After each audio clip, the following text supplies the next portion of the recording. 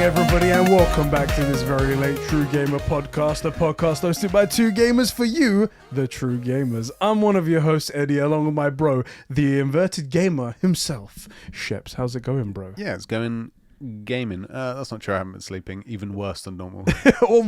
How can even what are you giving back sleep? The sleep that you once got in the past. You're like, fuck it, I'm repaying that back It's to like you. interest.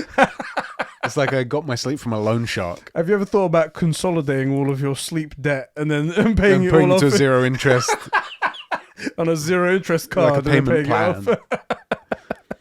No, that sounds terrible, man. Yeah, it's pretty awful. Well, it's funny because I was thinking that no, I totally lost the thing. I had a good joke. Oh yeah, I got it. Oh, you got it back? I got it back. I was gonna say, I wish that I could cry, because then at least crying myself to sleep would be an option for sleep. Yeah. But I don't cry. Yeah, you see, what you need to do, the thing that guarantees to make me cry is sex. So you need to have sex, and you'll always cry after sex. I feel like that's adding another boundary. Yeah. Another hurdle. Yeah. You have to find someone to have sex with, and someone's willing to, like the... Also, I feel like you can only sleep if they're there to witness your shame crying. Yeah. You cry yourself to sleep while you're in the shame. If they just leave, then you're just on your own. And hey, I got someone, and then she just leaves straight away because you don't want to see your face. It's like, oh. Right. Exactly. Well, that didn't work out. Yeah. Oh, that is true. Well, sorry to hear about your troubles, bro. Things are going kind of bad over here as well. I mean, they are moving house, as you guys know. Not grand scheme of the universe bad. Yeah. Everything is okay in just the grand scheme. Many minor inconveniences. Yeah, I was supposed to be moving, and I projected that today would be the day that I'd be moving. Things are going a little bit slower than usual in the new place, but that's not a big problem. I told the internet guys, we're going to be moving on like the 9th of April. Yeah. And then when it got to about Wednesday, I was like, okay, we're definitely not going to be moving. Let's delay that a couple of weeks. They said, no problem, we'll be there. 23rd or something like that, we'll be there for you guys. They moved the installation date, but they didn't move the day they're going to cut the internet off here. So today we have no internet. By the way, that is literally the worst possible way to do this, where you have no internet here, and they, not you, they never thought this through and pushed out the date for the move in. Right. So this is the worst way to do it. It's so dumb as well. I said to him, I was like, can you guys, because the thing is, I've paid for the full month of internet. Yeah. Can't you guys keep that internet here?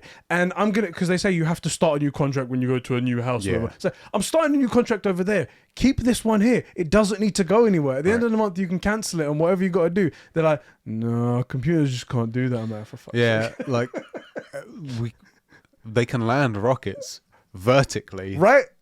And you can't just hit that little slider to say internet on Twitter when it's already is connected. adding an edit button to Twitter. Anything is possible now. Right. I mean, I'll believe that when I see it, but yeah, it's true. It's a good point. Let's not count our chickens, right? Let's not count them. But today, anyway, we're going to be talking about some cool stuff that's happening. I'm going to start this new thing where I'm putting the things in the beginning, what we're going to be talking about. Okay. We're going to be talking about possibly native PlayStation 3 backwards compatibility coming to the PlayStation 5. Okay. Rumors of that going around here. The Halo cookbook, everyone's talking about it. And also how Xbox Live is going back up again. gasp In price. fake shock. Yeah, there we go. Even after they said that they're not gonna do that. Anyway, that's everything that we got to talk about today. Before we get going though, Yes. do we have some special people to thank? No one I can think of. Not special people anyway. Yeah, more like special, like has a dedicated carer, special, has to like wear a certain kind of jacket, special. Yeah, it's like a crayons are delicious, kind of special. Yeah, those people. Yeah. Our Super Bros over on patreon.com/0 head movement, you mother frickers. They're looking now. Every time they're like, oh, Chef's gonna do it, Chef's gonna do it. It's okay, he didn't move it this time. There's a 0 movement right there. That's right. Conbrosations. patreon.com/conbrosations that make this all happen. have to thank.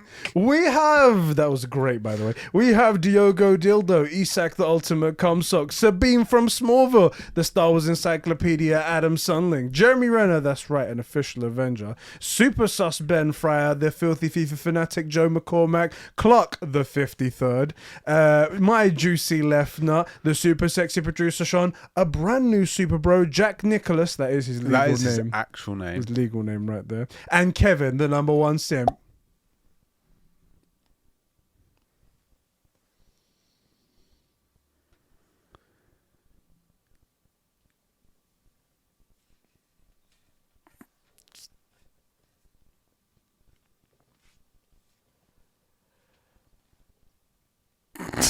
It's so stupid. It's the most ridiculous thing and the most awkward way to pick up a giant ass axe all the way at your extreme reach with your fingers bottom up.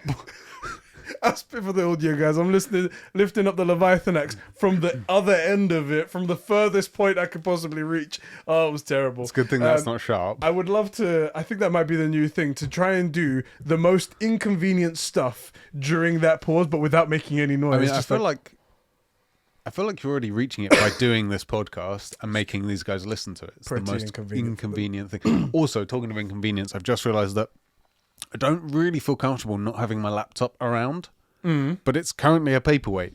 Yeah, I've just sitting here onto my phone just so I can read Patreon comments, but other than that, it's just this big paperweight, isn't it? I kind of feel like, you know, when you leave the house and you can't find your phone and you do that emergency pat down and you still can't find it. It's not somehow in a weird pocket somewhere. You just don't know where it is. Yeah. Sort of the feeling I'm getting here, that like massive spike in anxiety just because I can't check Discord or Twitter to see if anyone's written a comment.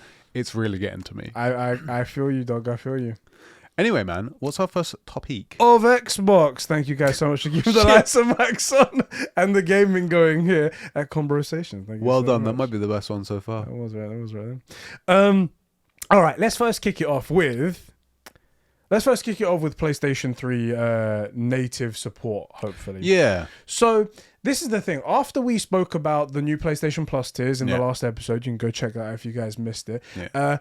The big pain point, the big point that everyone that kept bringing up was that, man, everything else is native. Why is PlayStation 3 the only one that isn't native? Why is a multi-billion-dollar company who made the console, who has the book on how to fix it, on all of how it was made and everything? They literally wrote the book. Right? Yeah. And a company that built a console, the PlayStation 5, with like 9.2 teraflops of power that is so well engineered and so well done that it's outperforming a 12 teraflop console, the Xbox Series X, frequently. How have you managed to figure out such amazing things, but you can't figure out emulation of your own console on something tens of magnitudes bigger than more powerful than the one before? Use many big words, tens and magnitudes. Tens and magnitudes right there.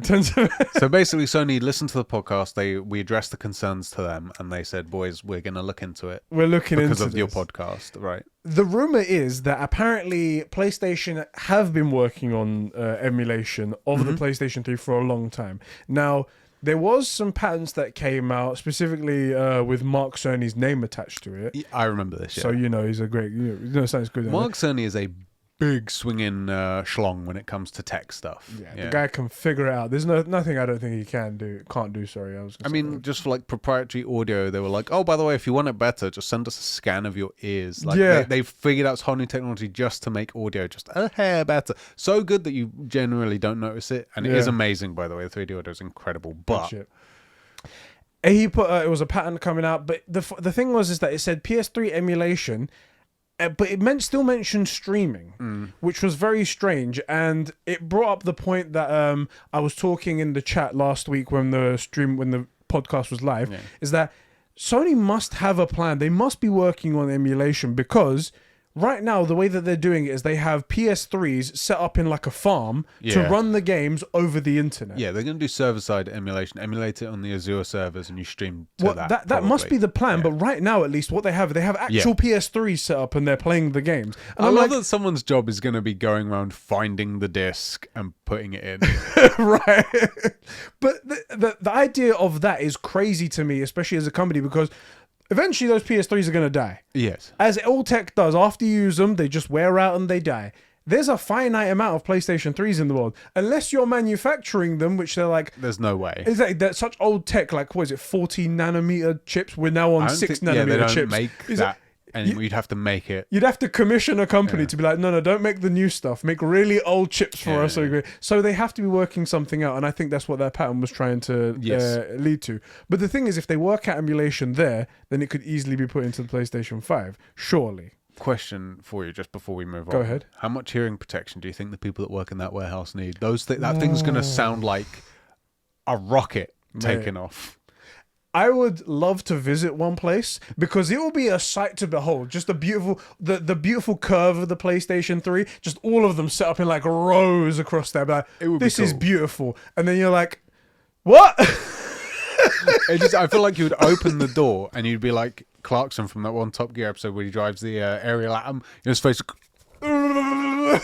The amount of air they have to pump through. You that actually place. have just a guy with a riot shield to walk in front of you so you can cut through the air to get where you're going. It's like a triangle riot shield so you can slice through it and whatnot. That's exactly what it'd be like. Right. I think it'd be quite cool to visit this. But like I said, yes. that was a point that I brought up and we thought about like they must be thinking of something. And it turns out, according to insiders, they have been working on emulation in the background.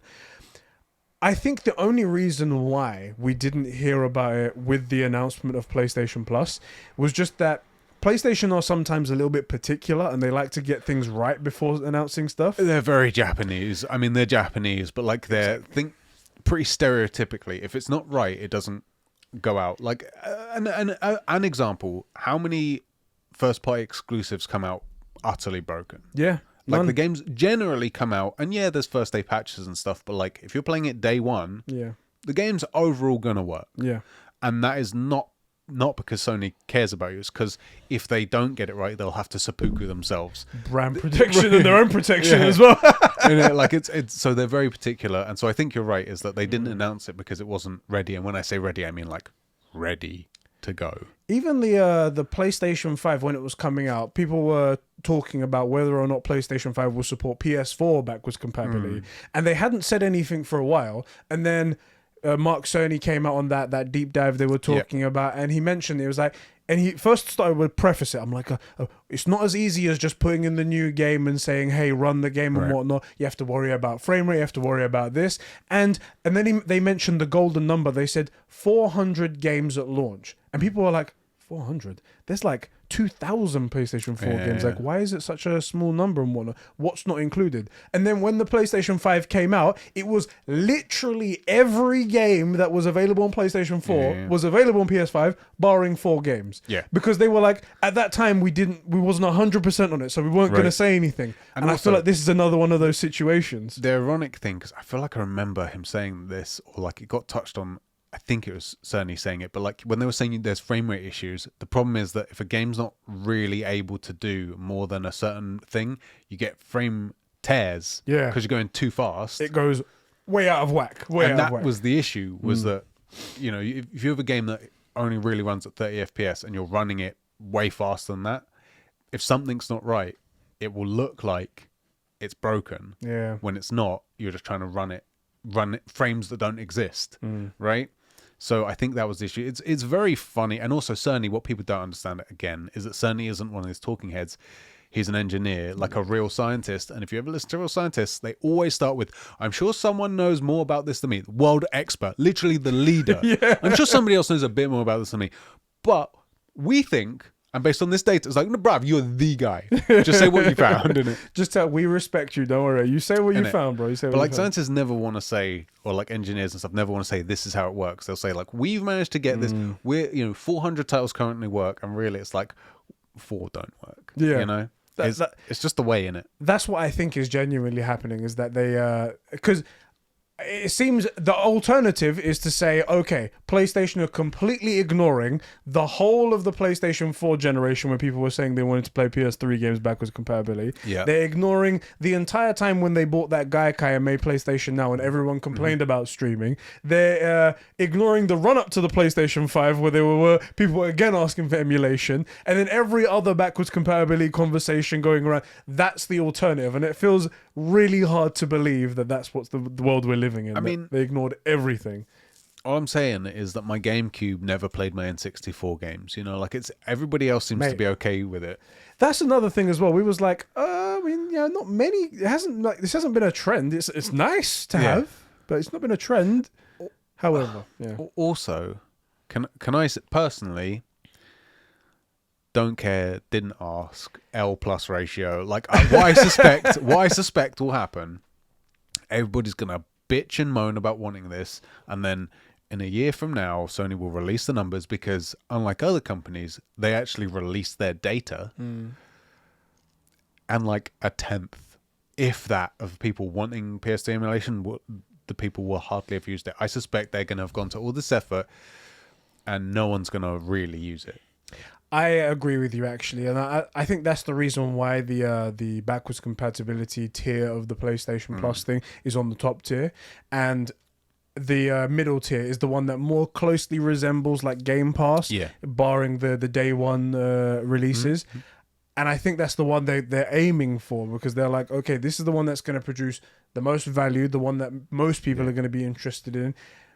I think that's why they put that one to the top, because they're like, it's going to be like 5 people, and if you really want it, then there it is. Go and have it. But they're not going to. I do think it's got one hidden benefit, and that is that Sony is going to look at this and go, this so wasn't worth doing. Hardly anyone's using it. But everybody cried about it and we had to do it anyway. The real problem happened in 2006 or whatever it was, when we released the PS3 with this ridiculous proprietary thing. And now that we're on the PS4, PS5, whatever we do moving forward, we're going to have to be able to emulate, because those two people are going to whine and whine and whine, and we'll eventually do it anyway. And if we do this dumb proprietary bullshit, it's just making it more expensive for us later down the road. Yeah. So let's just keep it with the PS4, PS5 style of architecture for gaming, that code, so that it's easy to emulate, so that we can shut those two idiots up, you know? Yeah. That is the only reason, like you said at the beginning, that is the only reason why we're actually even going to get emulation, I reckon. Yeah. I reckon they would have stuck by their guns and said, look, there's not enough demand for it. There's just not enough. I understand some people do it. There's not enough demand for it. But only because they created PlayStation now, and because it's now in the PlayStation Plus, that they have to support that. And to cover their own bases, where when these PS3s die, we need a software solution. Right. So they've made the PS3 emulation. They're like, well, fuck it, it's here. We'll chuck it in the bloody console as well. And that way we don't have to worry about server upkeep as well. That's one of those things of like, the only reason they're doing it is to round out the numbers so that they can say the entire catalog is available online. Yeah. You can't have this, literally the middle child, which was definitely not, in some ways it was the most iconic, and in some ways it was well done, and in most ways it was a real nightmare, you know? But that's one of the reasons it has the attention. It was easily the ugliest console they've ever made. Oh, come on, I love it. I'm not saying I don't like it. Yeah. But it's like, have you ever seen those dogs like on Instagram that are really ugly, and that's the why people like them, because they're ugly cute, you know? Yeah. It's like an ugly duckling. Like it's a sore thumb. I wouldn't change it. And personally, I like the fat PS3, not the slim. The slim was cool that it came out and like it showed you how much technology had moved in the window of the generation. But when I think of a PS3, it is this monstrous fat unit, you know. And also it's ugly no matter what way. Like, I think the PS5, everybody says it's ugly. I think it looks good. I think it's good, especially standing. Yeah. The PS3, there was no good angle. Like, there was no Tinder shot for this console, you know. Maybe if I go around, no, it did not have a LinkedIn profile picture. You know what I mean? Like, it didn't have that one angle that it always hits. It was a monster, just atrocity of visuals the whole way around. And in a weird way, that's why I kind of like it. You know, it was just so hit and miss, and where it hit really hard, but also on things that nobody cared about. Ironically, the thing that made the PS3 so successful, and this I think is going to rub a lot of people the wrong way, but it's true. The reason it was a good console is it was the cheapest way to get a Blu-ray player. Yes. Fact. I coincidentally behind me is a bag full of like Blu-rays and DVDs from like my old house and whatnot. And we opened one of them up, and it was like, oh, Blu-ray. This is how it works. It was a brand new technology Yeah, back yeah. then. It was like insert it into your Blu-ray or PlayStation 3, and I'm like, you see, that's how huge it was. Yeah. That people are like, PlayStation 3 is the Blu-ray player. I mean, that, funnily enough, that's sort of like what we've said about Microsoft and they're like changing the conversation with Game Pass and stuff and leading PlayStation around by the nose. Yeah. PlayStation did the same thing. They just made it so if you wanted a Blu-ray, there was no reason to buy anything other than PS3 because you got not only a Blu-ray player, but the best Blu-ray player on the market, and it could also do gaming. Why wouldn't you do it? And it connected to the internet. It did all these things, had a really convenient remote without umpteen different buttons. You know, just put the disc in, hit the thing, hit X, done, you're in. So like, that's why it was such a popular console, and I'm not joking.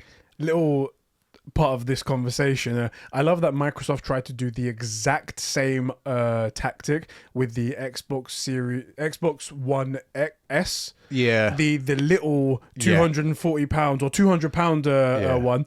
They kept the disc drive in because they were like, we can do the same thing that the PlayStation 3 did. Right. Nobody cared. Nobody cared. Nobody Because cared. at this point now, And then with everything the you own runs Blu-rays. Exactly. And then when you got the Series S, that's why it doesn't have a disc anymore. It's because they were like, we tried that, it didn't work. So let's try something else. Right. Because it wasn't brand new cutting edge technology. Yeah, it wasn't. Also, Sony was the guys that I think, was it them that made Blu-ray? Yeah, they own Blu-ray, yeah. So like they make a market, corner it because they make it, and then undercut themselves and everybody else because it's not possible to make a Blu-ray player under X price. And just the Blu-ray player, the PS3 was worth it. It was half the price of any other Blu-ray player, and twice as good as the next nearest Blu-ray player. See, this is. Do you know what? I just think, just talking about the PlayStation 3. This is why I do love the console. This is why the PlayStation 3 was good. It was such a. It was a era. It was defining of gaming. It was just so amazing to be in that. There was these quirks. There was this weird like culture of gamers in there, and the leap. We've never been able to replicate that again. That's why it was so good. We've got different versions which are cool in its own way, but this was something special. That's why we love the PS3, and maybe that nostalgia is rubbing off onto the games we played then, and people are so eager to play them again. Most of the games are trash. There are some gems, but a lot of them you're just going to be like, I'll play for 5 minutes and I'm done. The one that stands out as worth playing has been remastered already. Yeah, it's so many versions of The Last of Us already and everything. Like there's no. You know, we're gonna get another one apparently, although that was 2 years ago. We heard that fucking we've rumor. heard nothing since. Where the hell is it? But like, I think the thing that makes the PS3 so special, and this is why everybody cries about wanting it, is that I would say was, at least in the PS life cycle of consoles, was the first next gen console. What I mean is that PS2 and below, they're retro games. PS3 and above, they're new gen games. Yeah. Now, obviously, PS3 graphics are dated by today's standards, but like if you go back and look at like the cutscenes from The Last of Us, they're every bit as good as like cutscenes out today. You know, that was while the cell processor did a lot of damage to the starting of game development and things like that on that console. It allowed for some really good stuff, and Last of Us was proof of that.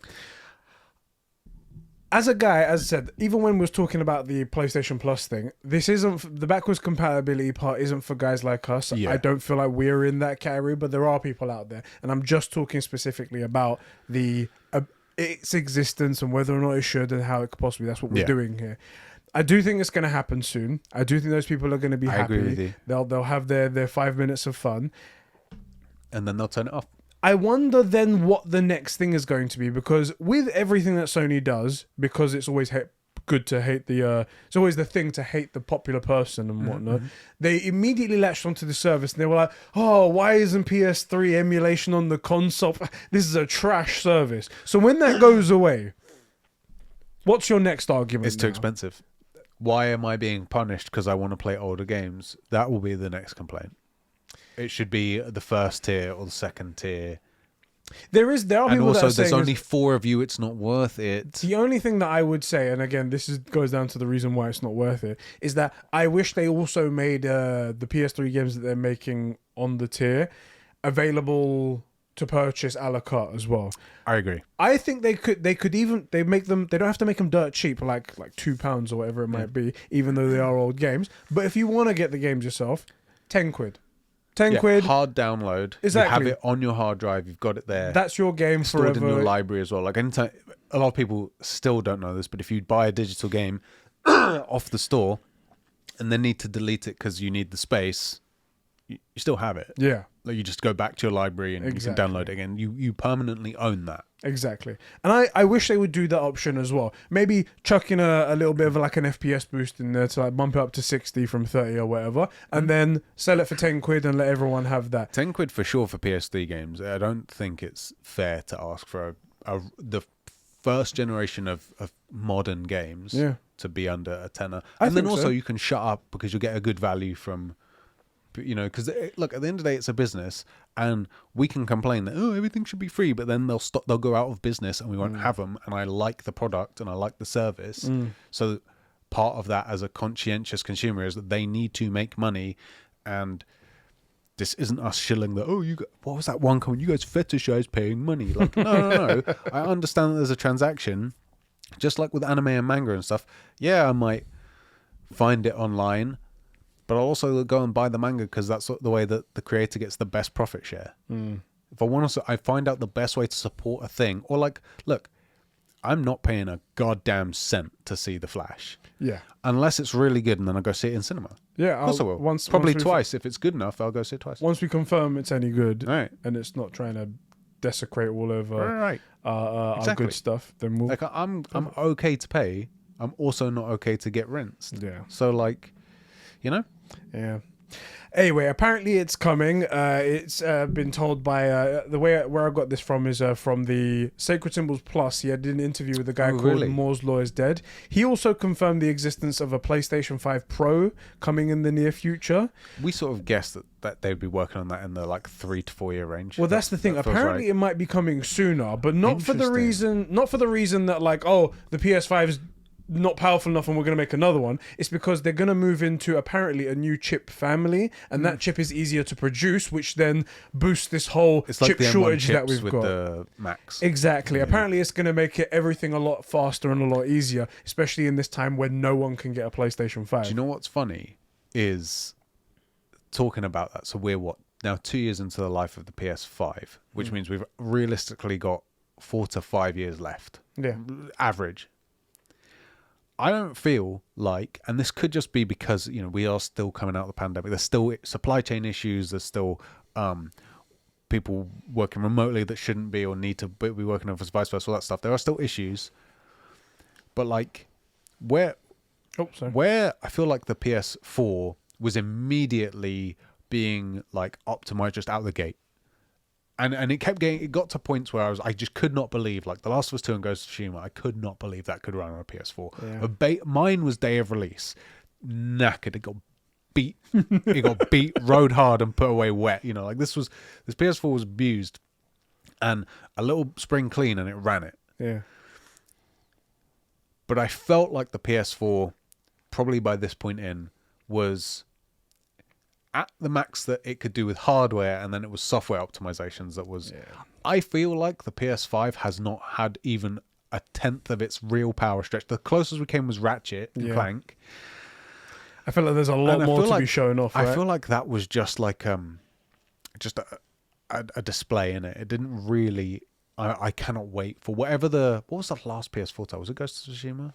Or Last of Us 2? It was one Last of Us 2 and Ghost of Tsushima. I think Last of Us 2. It came like a month after. Whatever that will be for the PS5 is going to be a monster. The Naughty Dog PS5 game is the one I'm looking forward to, because what they did on PS3 and PS4 was... It was straight wizardry. For a fact. The Last of Us 2, I had 2 graphic issues. Yeah. One was... loading in to the middle of, I want to say it was Seattle, which is a massive scape. There was for like just enough that I caught it, a texture pop where it was like just blank grays, and then it all filled in almost immediately. Again, day of release PS4. And then there was one frame tear when I was fucking around. Which, like, if you know the points, you can break a game. You can make stuff fail. And I was just being stupid. Yeah. I can't remember what I was doing, but I was like pulling as many animations as possible, trying to get like one of those stupid, what was that guy's name that makes all the GIFs on Twitter. There's two of them, Much and some Lee. Some Lee, I think it is Sung Lee. I was trying to do something like that, and it was in the middle of this. There was too many enemies and all sorts of stuff, right? And like, there's too much going on, and I got one frame tear. Those guys are wizards, and it looks amazing. Like, it is straight wizardry. What these guys can do, and things are only getting better. Like the Sony compression. Yeah, the compression of that file size is immense. It's like I can't remember what the difference was for Warzone, but it's significant. It's somewhere in the range of like 30 or 40 gigabytes difference. So the game's Kraken technology. You know, I always said about games where, like, I don't want games to become like 500 hours. I'd rather a 50-hour game that you can play 10 completely unique different ways than one 500-hour long game, right? Yeah. Well, games are getting bigger, but they're also not getting bigger on the PlayStation because of the crack. So it's amazing. And also, it's going to be mostly graphical, I hope, because no one wants like a 100-hour game. It's ridiculous. Yeah. So, I mean, PlayStation's a cool place to be at the minute. At the minute, especially. I'm with you on the idea as well that I don't feel like we're at the anywhere near reaching the full potential of the PlayStation 5. Whereas, have you ever heard the PS5's fan come on? Because I haven't. Mate. I haven't. And I'm not, this isn't like a flex. I have not heard my PS5. No. And at this point, my PS2 was... Mate, my PS4 was blowing as well. Just the change from the PlayStation 4 jet engine fan that we all know, about. I kind of love, but also hate. Compared to the PlayStation 5. Silent, isn't it? So fucking If that ridiculously ugly white light wasn't on, I wouldn't know it was running. I was so angry for the first 2 weeks. It spoilt the launch of the console for me. I turned my PS5 to face the wall. I'm not even joking. I hate it. I hate it. I hate that white light. I had to put that sticker on it to make it blue. I might have to do that. Then I can look at my PS5, because I was saying that I think it's a good looking machine. Yeah. I only look at the side of it. I really need to. If we ever get big enough, right? I would like to do an interview with one of the heads, right? And I'm going to attack the cunt the minute he sits down.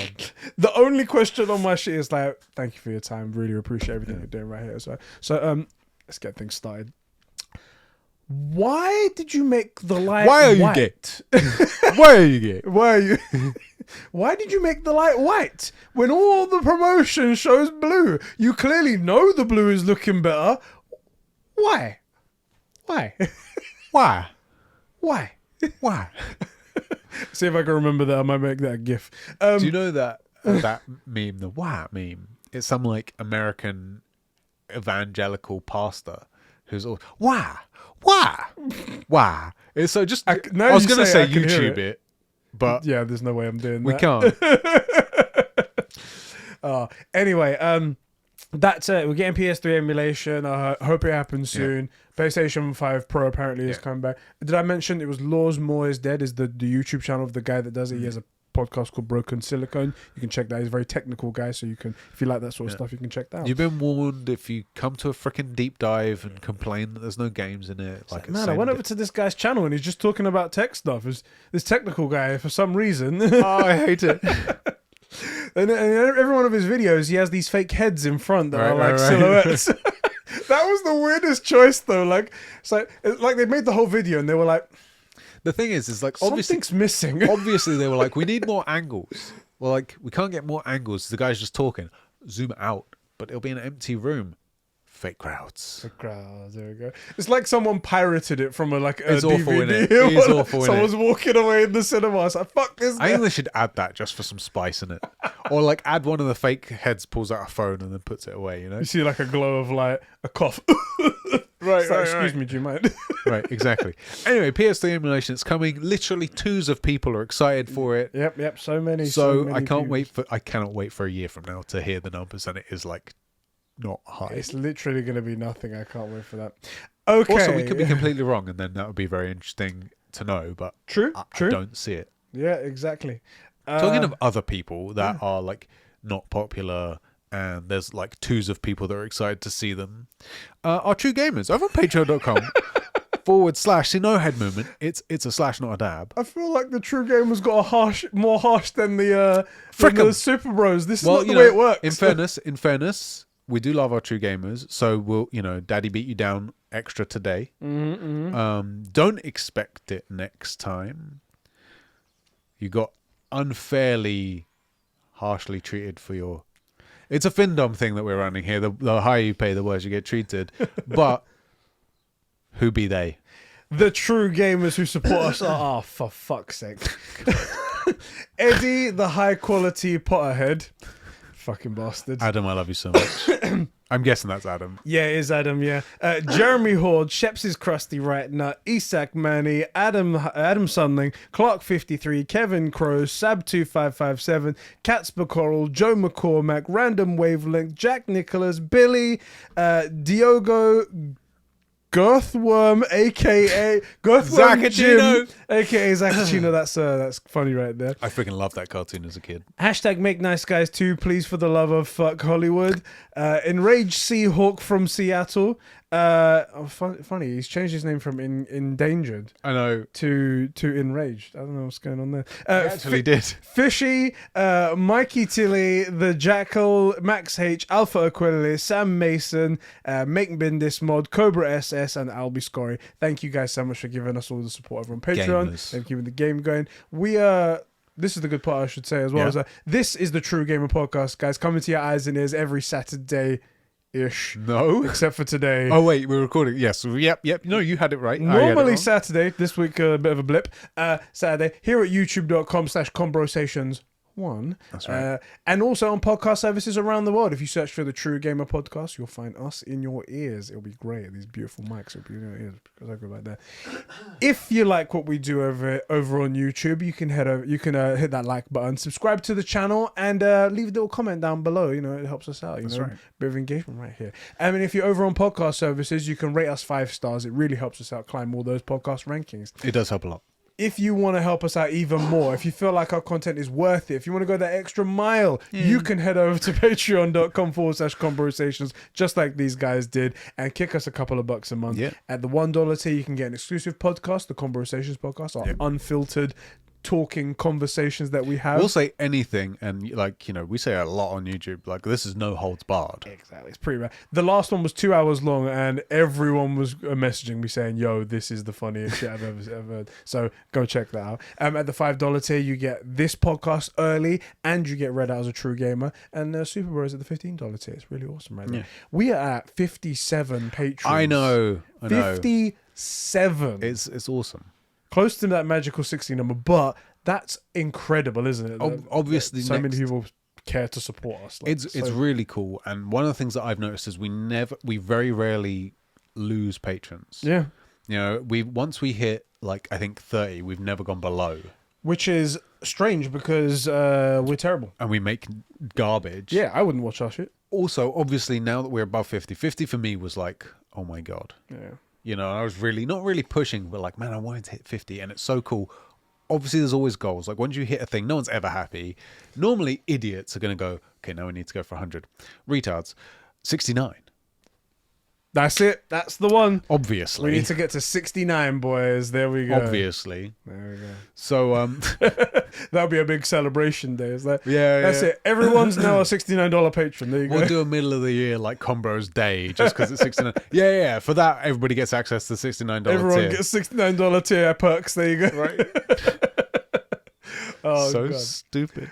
Anyway, thank you guys over there. If you don't want to support us, however, on Patreon, that's totally fine. We love you regardless. Yeah. Just being here, watching the videos, commenting and stuff like that is all part of the fun. Speaking of comments, we have a special segment. Your favorite segment. There's no way because you don't have the internet. Yeah, that's true. That's a good point. Oh. We're so smart. No corrections this week. Unrelated, next week there might be more corrections than normal. For no apparent reason. There you go. Yeah, there you go. Okay, so one final thing, because we spoke about earlier. I was saying, I know how to support my content. Like, I'll go, if we were going to watch The Flash, and then if it's good, I'll go see it in the cinema. If I'm going to support manga artists, whatever, I'll buy the manga because that's the best way they get the money. Yeah. For us, don't worry about Patreon. Hit us up on YouTube. comments that are actually relevant to the video and liking the video help the channel a ton. I can't begin to tell you how much they help. So something to think about. If there's something you like, drop a comment for like correcting conversations, you know, and say like at 12 minutes 72 seconds when you said this, it's actually that. YouTube likes to see that. It looks really good for engagement. So that's the way you can help us for free. There is one thing, a question that I'm going to pitch out to the community. Okay. So this is actually from our boy Car56. He messaged me and he was like, Eddie, I want to know your top 5 and bottom 5 games of all time. And I was like, that would be a good question. I think we should pitch the question now and talk about it on the next podcast. So okay. I want to pitch it to you guys in the chat as well. Drop a comment below with your top 5 games and your worst 5 games you've ever played. And then next week, we'll read it out just before correcting conversations. We'll talk all about it and give our top 5 and worst 5 games. The thing is, the top 5 games, we can all have a nice little conversation. I don't care that we're all going to agree, like, some of these games is going to be like, AC God of War Black Flag, 1. never played it, looks good. God of War, great. You know, like, Mass Effect, cool. Halo, cool. I want to know your worst games. I don't even care about the top 5. It's going to be difficult as well, because whoever goes out seeking a bad game, to be honest. And who remembers it? You just put it down and you're like, this is awful. You're like, Jesus Christ, Red Dead Redemption 2, fucking hell. Isn't it? That's going to burn some people up. Oh, boy. Oh, geez. That game was so bad, I never even played it. Like Spider-Man 2018. I feel like that's not fair. That's totally different, isn't it? Like, do you know what's funny? Normally we start with, what have you been playing, blah, blah. We've both been really busy. All I've managed to do is a couple more cauldrons on Horizon, so I haven't been playing much. But I was thinking about this literally last night. I was like, man, I haven't really played much this week. It's not really much to talk about. And then I was thinking, I'm still interested in Elden Ring. I might borrow your... You got the disc, didn't you? I might borrow your disc and give it a play. And then I thought, well, what if Ed wants to play it? And then I realized, well, no, because he's going to want to play Star Wars. And I went, shit, I'm going to want to play Lego Star Wars as well. And then I thought, just like Spider-Man, I already know I like it. Fill in the blank and play Elden Ring. Because I already know it's a dub, innit? Like, I know it's good. Lego it's Star Lego Wars Star to Wars. you already just in there. Right, but the one serious downside, and I'm really cautious of this one, is that just like Spider-Man 2018, there is the possibility that I just don't play it because I know I'm going to enjoy it and assume that I played it, and then you mentioned the thing about Aunt May and I'm like, I don't remember that. How did that slip It's just like sex. I know I'm going to enjoy it, so why even have it? Exactly. Did you see on the Discord that people saying in the top row room for like Patreons, they're saying, when are we getting our Conbrosations branded condoms? And I was like, why are we going to make a product no one's going to use? Exactly. Come on now. Ridiculous. Stupid. Also, how are we going to find a supplier to cut off the little fingers from gloves, right? Roll them up, and then put them in condom packages? It's not like a part of a chicken. That's not good. Imagine Come on now. Imagine you're one of our guys and you somehow trick a girl into bed, and you out of your wallet you whip out that two dudes' faces. For the audio virgins, point at his t-shirt. Imagine. It's like, yeah, no, this ain't happening. Extra points if you still manage to make it happen if she's sober. You know? Like, if you've already given her the Hypnol, then no, we don't. Wow, you think that was so dark. I feel like our boys probably do have a good supply of that, because every time they watch a video, they need to forget it. They just dose themselves. Like, this is awful, not worth it. That's why they're still patrons. They keep forgetting to cancel. I just black out at the beginning of the month. Oh god, wow, another one. Damn it. Speaking of the games that we've been playing, or I've been playing anyway, I have been playing Lego Star Wars. Yeah. And I wanted to come on here and tell people what I think about my initial impressions of it. Yeah. I hate it. You're lying. I hate it. I don't believe it. I hate Lego Star Wars: The Skywalker Saga. Did you play order of release or linearly? I did the chronological order. I played starting from episode 1. I'm at episode 2 right now. And I hate it. Do you know why I hate it? Not enough Watto? No, there was a good amount of Watto, but they have removed the iconic lines from a lot of these conversations. I get it, they can't do the whole movies and all of these things, right? I get they have to cut some bits out, but they cut out chance cubes. I was gonna say you posted the video and I watched it. I didn't read your tweet. I'm like, oh cool, I'll get to see it's Watto. It said I'll watch the video. Like maybe it's something funny. What? No mention of chance cubes. Red, No, the mother, blue, the boy. they didn't. Is that right? Nothing. Yeah, it's right, right. Nothing like that. They when they go to the Gungan city and the main Gungan guy it goes be gone with him. He didn't do that. He didn't. How could you not do that? That's iconic. That's the only redeeming thing of Jar Jar is he gets to take us to the Gungan city. Right. And I'm just like, look, if you take out these parts of the Star Wars prequels, might as well take out lightsabers, isn't it? You're taking out the soul of the damn thing.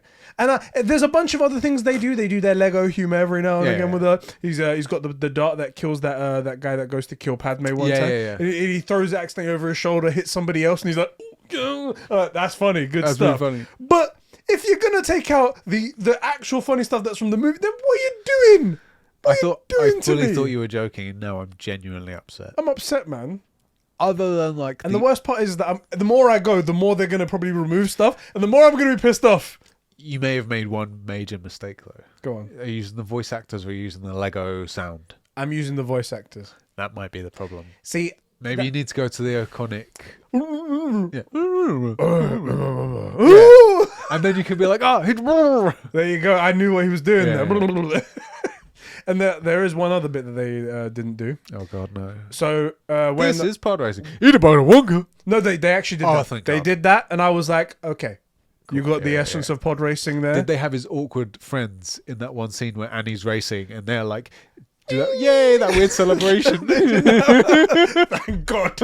I hate it so much. It's so awful. And then complaining about, you're gonna be racing in this. They what was I gonna say? Obi-Wan, when he goes to find he's looking through the Jedi archives and whatnot. He doesn't go to Yoda where he's training the younglings, which is a key part because we need to get to know them before we murder them. We need to know that there are younglings there. Exactly. Right.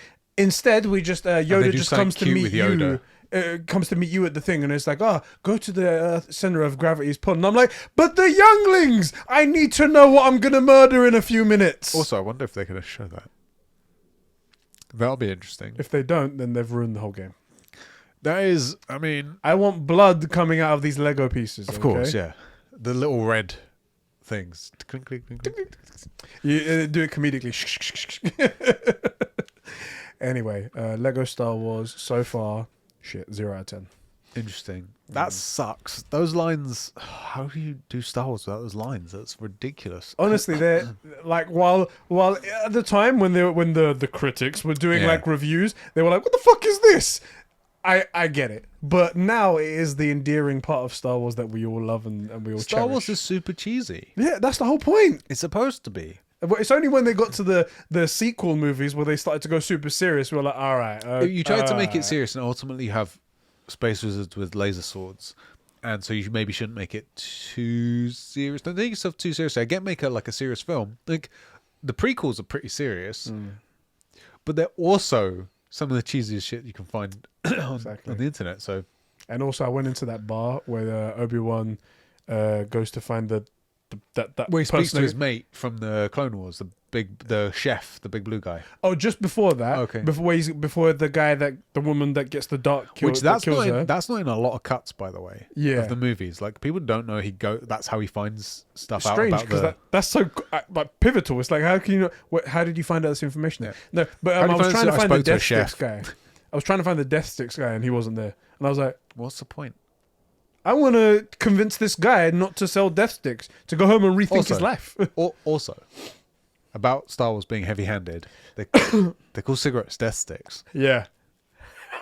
You know, they'll have a child do a death race in a death trap, and that's like, it's just okay. In fact, Anakin boasts about being the only human that can do it. Yeah. but death sticks. And in a nightclub, trust me, there's nothing worse than cigarettes in a nightclub. Like, what are you doing? They attract an assassin here. A nightclub, the highest, the most lethal thing in this place right here, cigarette. Right. So silly. Anyway, I've been playing that. Should be getting. I don't have a lot of time because of the move I'm doing, and whatnot, but when I do play, I'm happy that I've got my Lego Star Wars. I still haven't touched Elden Ring, and I bet people are so angry at me for that. The thing is, the worst thing is, I know what's going to happen to me is I'll play it for like a couple hours, find the first boss, and then just be like, it's too difficult. Like I don't enjoy this. It's punishing, not fun. We'll see. And now I'm 45 minutes in. That's double the run length of the time. You know, it's a 20-minute game. Exactly. I'm already double the way in, and I haven't even beat the first boss. I'm not having fun. It's not tracking well. Right. It'll be funny because this game is turning out to be one of the most accessible From Software games. So it's stacked to be something that you could really enjoy. Yeah. But you're not a Souls guy, so it's not. Yeah, it's not for me. And I'm fully aware of that. To be clear, I'm not always. It's not a very loving story. Shut up. First of all, you're an idiot. There should be a difficulty slide on. Yeah, no, I know exactly what it is, and it's not for me, but I'm interested in it, so I might play it a bit, but I don't see myself being converted to be like, oh, I love Souls games, I'm going to play Sekiro next, right? Yeah. Even though Sekiro should be stacked to just really get me, you know? It's all the right things that I like, but it's also a Souls game, and I don't like that, you know? Yeah. So... let me just read those the comments. Okay. So, all right, our next topic. If you're okay for me to move is on. this the number one worst missed opportunity of all time from Microsoft? No, first we've got one other topic before we go into that. I love that you knew immediately what I was talking about. I knew exactly what you're going to talk about. E3 has officially been cancelled. Yep. So, in last year when E3 happened digitally, they said they will be coming back, and they'll be coming back physically. There'll be an actual event held at the Los Angeles Convention Center like normal, and everything will be cool. And it was like, cool, no problem. We're going to get back into the swing of things. In January, I believe they said, okay, we're not going to be able to do the physical event. We're going to do another digital event. That's how it's going to be. And then it got to about a week or so ago where people were like, so what's happening? All the third-party vendors were contacting them saying what's happening, and they were tweeting out their frustration going like, we haven't heard anything, we don't know what the plan is, and we need to start getting things moving now. It's like 2 months away. Right.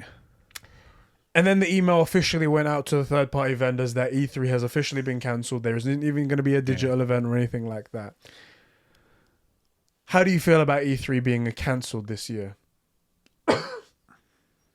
You know, I'm really torn because the last E3 sucked, but it was better than Summer Games Fest, which super sucked. Yes. Now, I'm wondering if not having anything this year except potentially Summer Games Fest means that next year, if they do E3, we'll really be excited for it. That could be a thing. Mm-hmm. I'm also suspecting that a lot of the vendors went, yeah, we're not going to pay that price. That's a large part of it, I think. Yeah, no, I don't. I'm not going to pay you that money to basically be on a YouTube stream or a Twitch stream. So, no, I'm not going to do that. And E3 went, wait, if we accept these lower costs, then next year they'll want that even if it's a physical thing. Okay, no, yeah, that's what I think really happened. Me, as like a person, I don't think I care. I'm a bit in the middle as well, a bit like you. Like I'm Unless E3 bangs, I'm not interested. And it hasn't banged for like 6 years. When E3 didn't happen the first time, was it like 2019, something like that?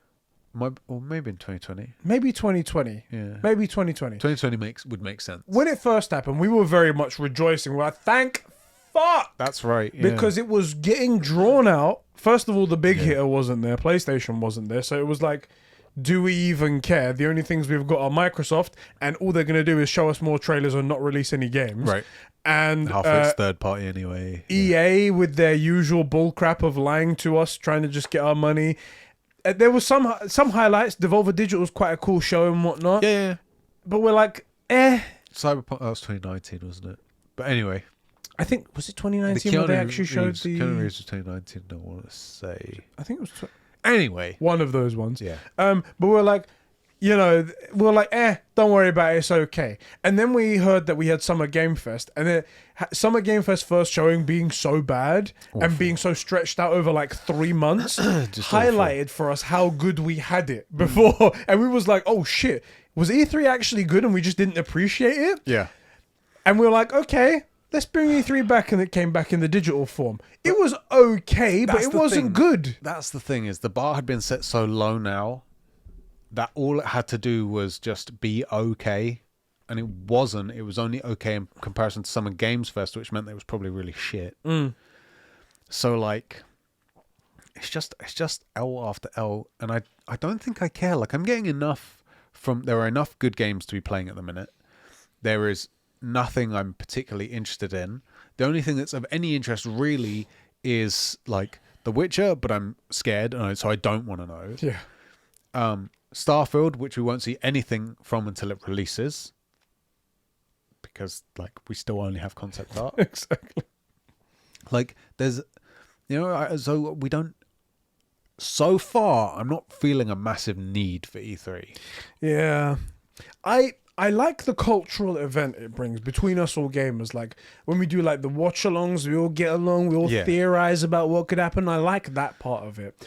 But the part that I really hate is just how E3 became this bloated mess of nonsense. And also there was no like barrier to entry. Yeah. It was like the fact that Microsoft could keep coming up every single year, talk about the new acquisitions they've made, talk about a game that's coming out 5 years down the line, and that's it, was so annoying. And I was like, why am I watching this then if you're going to give me the actual goods 3 years away from now? Or like 2 weeks later, exactly. your own thing. And there was a bunch of people that would do things the week after E3 or something like that. Right. Now, after E3 went away, we got Summer Game Fest, and the only thing that E3 has over Summer Game Fest, in my opinion, at least now that it got a little bit more refined, I was thinking more that E3 at least charges people for admission to come in, so it's not a complete ad fest. Whereas Summer Game Fest is just full of adverts. It's just adverts. And I'm sorry, Jeff, like, you're listening to this, obviously, because you listen to all this stuff, right? But I can't stand watching a 3-hour show and then an hour and a half of that being, this bit is sponsored by Razer, guys. Go and get the latest Razer Kraken headset, blah, blah, blah, blah, blah. Right. It's like, I'm here to see what announcement you've been teasing this whole time, because apparently I can't miss it.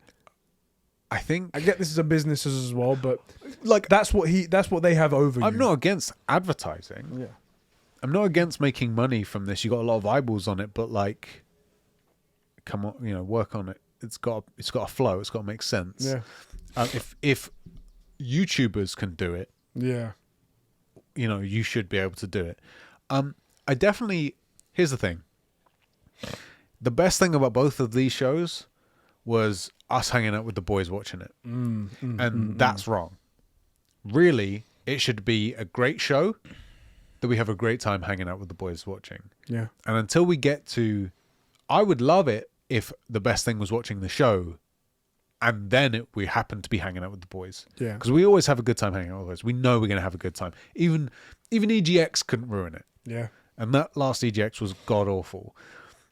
Like, unless the show takes our attention away from chat and chat's attention away from us, it's not worth it. And I'm not interested anymore. I just don't care. Because, again, it's not like a game's going to slip past us and we're not going to know about it unless it comes to E3. Yeah. Right? Especially with our community. And it's not like we're going to need some reason to watch it to be able to afford it. We're going to buy every game that we want to play. Mm-hmm. We're going to know about every game that we want to know about. I don't see us needing it. I would love for E3 to come back like the heyday, though. I want it to be in person. I want it to be a big event. Like, you remember when we went to that Call of Duty event and stuff? Yes. Like, I want it to be that again. And I think the problem is that as the money's come in, they've just gone, we don't need to work so much on getting gamers in. That's why I think the old E3s and stuff were so big, because they were trying to make gamers feel cool, because, gamers are losers. We know. Whoops. They were trying to make everybody feel cool and like they were part of an event. And that's what made the event so good. Yeah. And now that gaming is so like mainstream, not that, it's mainstream, it killed it, but like they just don't care anymore. Yeah. Because they know the customer base is there. And really it should be that We should see more of that. Like, oh, these 50 people won this thing to come to this event. We flew you out to PAX and all that stuff. And look at the amazing time these guys had. Man, I wish I could do that. We don't get any of that. No. And it's going to be worse as well now because while in the past we had the possibility of having those hype moments where like people would bring their biggest announcements to E3 going away was probably the worst thing it could have done for itself because now so many vendors put on their own show where there's no competition, where there's no one to steal your limelight and your conversation. And I don't personally like it that way. I prefer if it was all in one place. I agree. But you can't convince a businessman that going to a place where there is big hitters with big games coming out is a good place to show off your minor league game or even like a mid game or even a good game. Why add the competition? I think so it's fucked up. We said this when E3 was going away that first year. And I think it was you. One of us said that basically that if the vendors notice that they get like even close to the same viewership, they're just not going to pay for the money because why would they? And especially with E3 going away, now everybody wants stuff, but just not E3. So even more people are going to view these announcements. And then you think, like, what's the cost to be at E3? It's more like starting for a big company, for like, not a big company, but like a mainstream title. If you're not an indie dev, it's like $250,000. Yeah. It's not cheap. It's a lot. It is a lot. That's the biggest part that I think is deterring probably a lot of people. Yeah, Just like, so why are we paying this huge sum of money?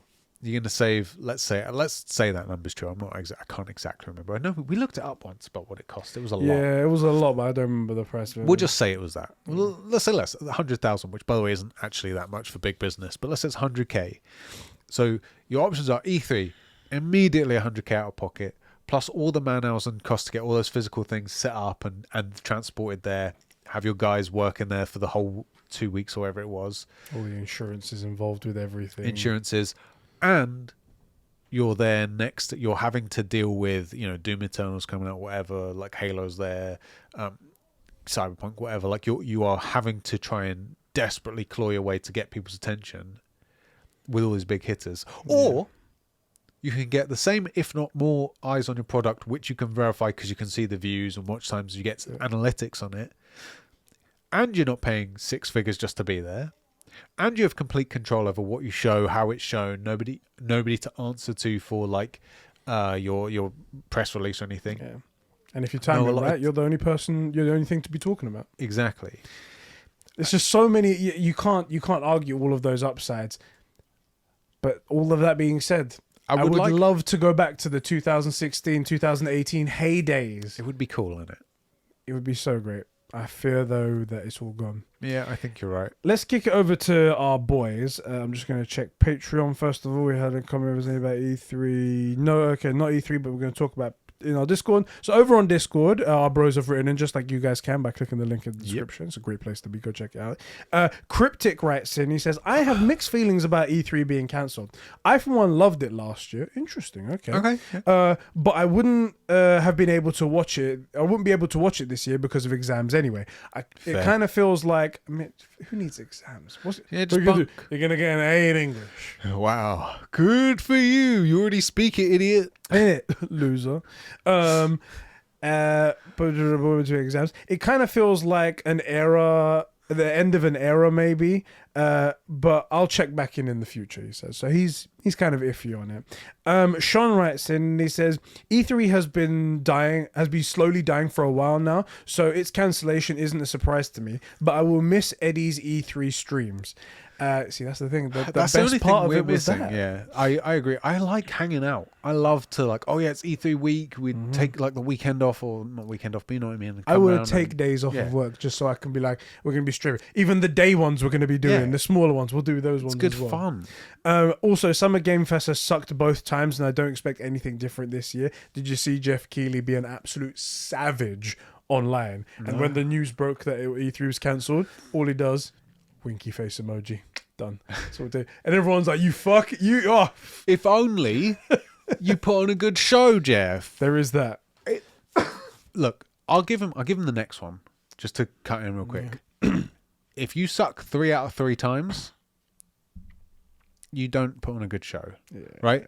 First one, finding your feet, you learned a lot of lessons. Second one, maybe people took liberties or you had to learn more lessons.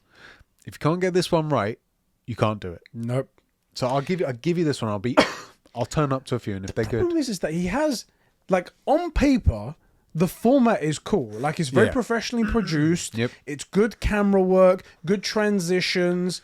Sometimes it goes on for far too long. Way too long. There's too many ads in it.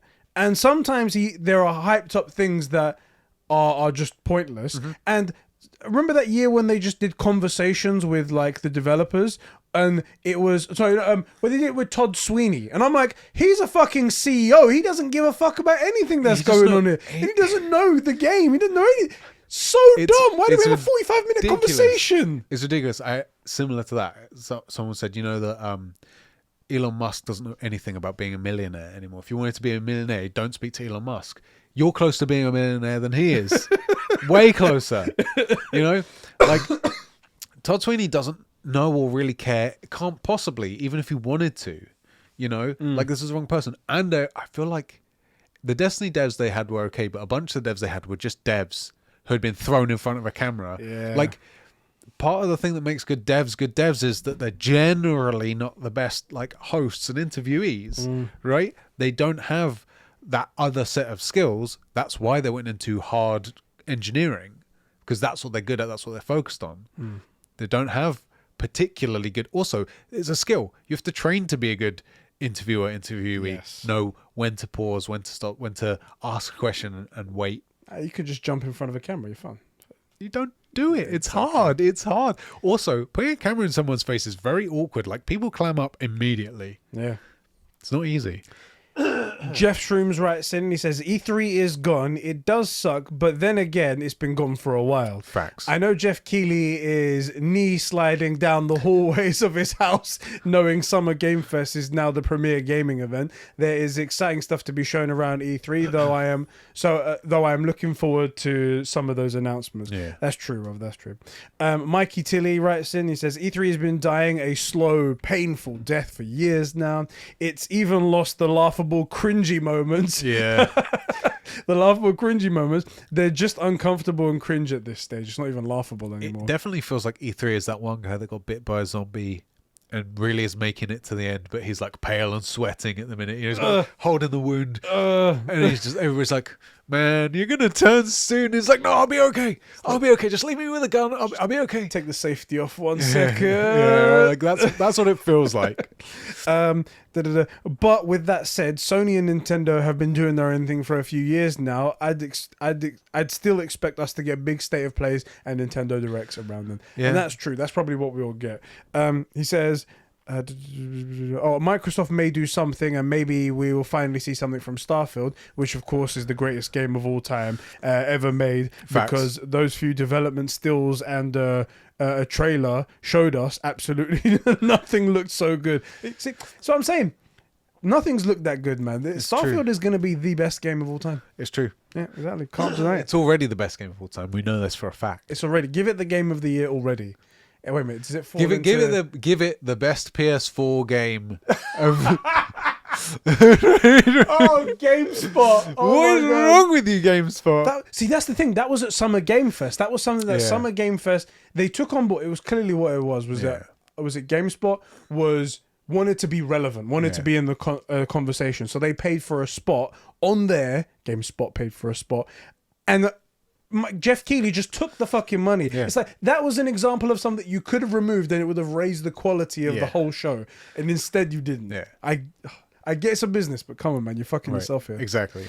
You're drilling holes in your own boat, wondering why it won't float. What's going on? I don't get it. Tailgate writes in, one thing I miss about E3 is the hype from the live events, and of course the occasional awkward moments from it being a live event. Man, those demos that were actually live, that's the reason why I don't do them no more. But they were so cool. Like, I remember the Uncharted one where they fucked up and like fell through the map, and I was like, yes, this is what we're paying for. But like, that's the thing is, like, if that happens, then it shows they're actually playing the game. Yeah. So in a weird way, it's good. Yeah. Because otherwise, do you remember we went to that Cyberpunk thing? Ah, yes. And halfway, like maybe 5 minutes in, I'm like, I don't think this guy's actually playing. Like I think he's moving the control to make it look like and this might be pre-rendered. Yeah.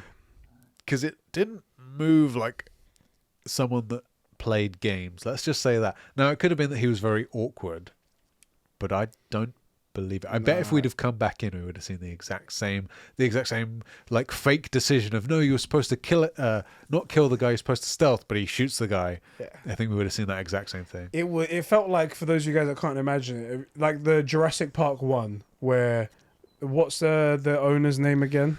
The old God. Man. No, come on, Alan. It's Alan something. The owner, the old man owner, where he's trying to have a conversation with himself on the screen. Yeah. It's like that, and things were just a little bit mistimed, and we're like, is this? Right, and if you leave, the guy still says his lines. Yeah. Was this was it pre-rendered? Is this what's going on? Anyway, what's going on there? Tailgate, continuing his comment, he says, the hype cycle around E3 in 2010s, all of those ones, was amazing. So I missed that about modern E3-esque events. And he also asked, what would you guys like to see announced or shown at Summer Game Fest? Honestly, I would like to see something huge from Hideo Kojima, because he has that connection with Jeff Keighley, and we've heard so many rumors like he's working on an Xbox game. He's also working on a PlayStation game. He's also working on the Konami IPs that have been purchased by PlayStation. What is happening with all of that? I need to know. But the problem there for Summer Games Fest is that if he's gonna make any announcement on either of those, it's gonna either be a state of play or a Microsoft Microsoft event. Yep. So is Jeff gonna get the scoop? Probably not. He has the connections, which is interesting, and I'm not sure exactly why. I mean, I get these events just allow him all these connections. I don't know. Also, I think it would be interesting for any one of these guys, like Microsoft or whatever, to count that, to try that out and have that major announcement at Summer Games Fest, where it's almost like a shadow drop announcement. Like everybody's expecting Starfield to be shown at the next Microsoft event, let's say, and then boom, it happens at Summer Games Fest, just out of the blue. That is cool. You know? And it's totally unexpected, and that surprise factor might get everybody talking about it. The thing is, if it's like for Microsoft especially, you need to have at least 14 gamings before you say Starfield, and then 18 afterwards, in order to cement that Microsoft is all about gaming. For gamers, by gamers, for the gaming of gaming. Gamers. Isak writes in with the final comment, and he says E3 was all right, relatively, but was also outdated and declining. Summer Game Fest was shit and will be shit unless they overhaul the format in a major sense. However, that is unlikely to happen because the current Summer Game Fest format is cookie cutter and advertiser friendly. Why would they want to appeal to people when they can appeal to investors? Yeah, that crazy idea of making a good product, which is how you get the attention for the investors and marketers. But never mind. It's so funny because it's not like those games are coming to Summer Game Fest for free. Right. They're paying to be there. Right. So you're making money. You're just greedily wanting more money. I get it's a big production, and maybe it costs taking that money much over quality. But maybe you need to cut down a little bit in certain fat areas so you can make a better quality product. Maybe it's just because, look, we're a small operation. We can move really quickly on stuff in a sense, even though we have massive time constraints. But like, we get an advertiser, we go and like make custom ads. We don't just read the PR piece, right? And I think because of that, we have it in our head that like, if you're gonna do anything, like if we're gonna do an advert, we're gonna pay you for your time by giving you another cool piece of content that you can enjoy. And then you watch the adverts. Like we're kind of, in a way, paying you to watch it. Plus, it's time stamped. Like everybody knows this. You can skip through. Like you're smart enough. You know how to use that little slider. Exactly. That little, right. So we're trying to pay for your time by giving you even more content and making something to make it worth your time to watch the ad. And the problem is that businesses don't give a frick about you. They just don't. They don't care. They do not care. That's why they just read that one same PR piece. And that's why Jeff feels really rigid and awkward at the Summer Games Fest, because any of those other interviews that he did before when there was just nothing coming out, before he set up Summer Games Fest, he just had a bunch of people on and was just talking to people. It was not a very good interview, but it felt so much more human. Right, he was just like, man, what are you working on? Like, tell me about that. Is that interesting? What are the interesting challenges? And then now it's like, let me remember my lines, read from the teleprompter. Yeah. You know, like it doesn't feel natural. It feels like a corporate event. I wonder if he take, because obviously people are giving that criticism. I wonder if he takes any of that on. I guess we'll see this year if anything changes, but I highly doubt it. Money speaks louder than the words of the fans, right? Yeah, I think you're right. All right. Well, that's E3. I'll be interested to see what happens with Summer Game Fest. I'll do the reactions and stuff like that. Yeah. Apparently, there's one feedback they have taken on board that they are going to make it shorter, and apparently it's all going to be in the month of June. But I'm That's like, still pretty long. That's double what I would have put it. Just gonna say, is like you need to condense it down to the first 2 weeks at least. I feel like 2 weeks is kind of pushing it. Exactly. Like E3, E3 was a couple of days event, like maybe a week long or something like that. Yeah, but we only paid attention to the first 2 days. First 2 days were like, and that was enough. Every game got the hype it needed. Yeah. It didn't. No one was like, oh man, I wish there was another 2 weeks on the end of that. You know. Also, no one did that. importantly, the reason that those other last few days were still worth being at was because journalists still pay attention to it because it's their job and it's a big event in that space that, you know, you always have, whatever space you're in, if there's a big convention, you pay attention to all of it. Yeah. And so they would still have articles about like this surprising game at E3. And it's only because the journalists were there. So the one thing they did that was adequate was it would be something on day 4 that no one caught, and you'd see an article about it, right? And it had E3, and that gets the attention. You read the article, you hear the name, and all of those hands-on the parts that they had as well in the event. Summer Game Fest doesn't have that. So what are these extra days just pointlessly for? It's ridiculous. So I think a week, and when I say a week, I mean 5 days, and realistically, it's 2 to 3 big days and 2 runoffs. You know. And the big days, it's not a ramp up. It's big days are days 1 and day 2, which you ideally want to be like Friday, Saturday, or Saturday, Sunday.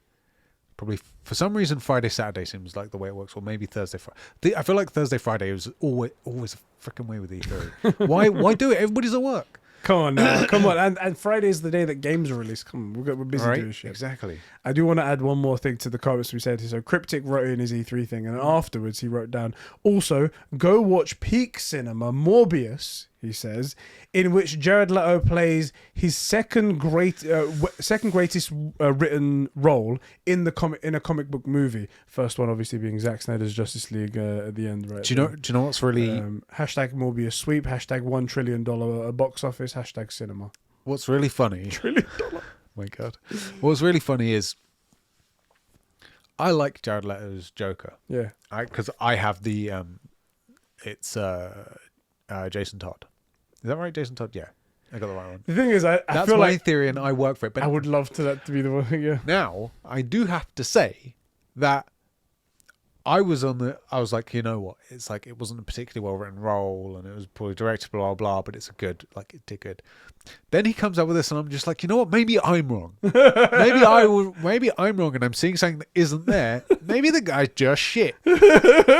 Because also, I said it on Twitter, but like, the dude tweeted out like, "Oh, Morbius just hit like 100 million or something," and it's been out for a week, right? It's not opening weekend anymore, right? Yeah.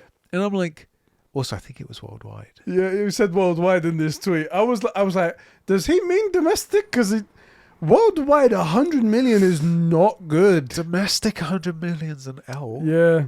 And also, I googled it. The budget is 75, which means worldwide it's made 25 million in profit. That is just. I'm like, why would you tweet this? And also, this came hot on the heels of a Mads Mikkelsen article where he was like, method acting is like for stupid idiots. It's like ridiculous. It's stupid. You know, if you should have dropped the role by not do. It was so funny. It's like, what if the movie's shit? Then like you've method acted for no reason. Yeah, and you've just whatnot. method acted shit, right? And then Jared Leto, notorious kind of creepy method actor, comes and is like, "Oh, we just put 100 million. This is a fat L." He's in the world of his own. He's like Microsoft basically, where they're like, "Yeah, we're doing great." It's like, well, what? You know, the worst thing is that Microsoft is doing great. Microsoft makes some great products. Those Azure servers. There's a reason Sony, a $1 billion multinational, doesn't do it themselves, because those Azure servers are amazing. Yeah. It's the Xbox division that is dude, their head is so far up their own arse they can smell what they had for breakfast. I mean, it is just amazing how they managed to. Also, what's crazy is how those guys managed to keep Microsoft saying okay to these decisions, because I don't understand it. That's the true magic right there. How do you manage to do that? Speaking of... it did come up naturally. Speaking of Xbox, let's kick it over to our next topic. The price of Xbox Live has stealthily gone up, and Microsoft haven't said a damn word about it. And it's suspiciously being underreported, which is just great, isn't it? Like, PlayStation would do something... insinuating that these games journalists, these trusted third-party independents, might take a paycheck to over or underreport a certain thing? Just saying. You know, I'm just putting out the facts. You can make your own conclusion. Now, what do that Servitor guys have to say about this? Do you know what? I haven't checked them, but God, I bet they're like, this is actually a great move. This Xbox Live doubling in price is actually good for you. Good for the industry as well. Unlike paying for games over on PlayStation, which is toxic. So hear me out here, right? Yeah. Apparently the rumor is that Xbox are planning to... So what they did, just to catch everyone up, last year in January, they tried to up the price of Xbox Live. They doubled it. They doubled it to $128 a year. Yeah. Everyone revolted against it. They were like, this is ridiculous. You don't even offer anything good for Xbox Live Gold. There's a bunch of free-to-play games that are locked behind this that you have to have gold for. And the games with gold collection that you get, like PlayStation Plus's Instant Game Collection, is nothing in comparison. The games are so terrible because you prioritize Game Pass so much over it. Right. So you cannot justify doubling the price to $120. Immediately, they walked it back. They went, we've heard you.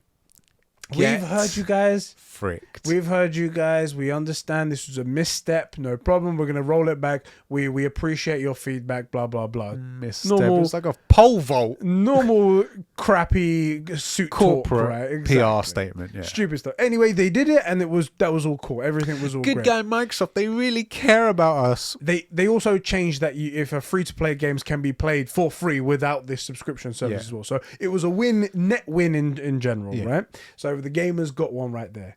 However, now they seem to have... the reason for that, a lot of us speculated, was because Game Pass isn't making money. Yeah. So they were like, what other ways could we possibly inject? They have nearly 100 million people on Xbox Live, I think, something like that, over all of the consoles.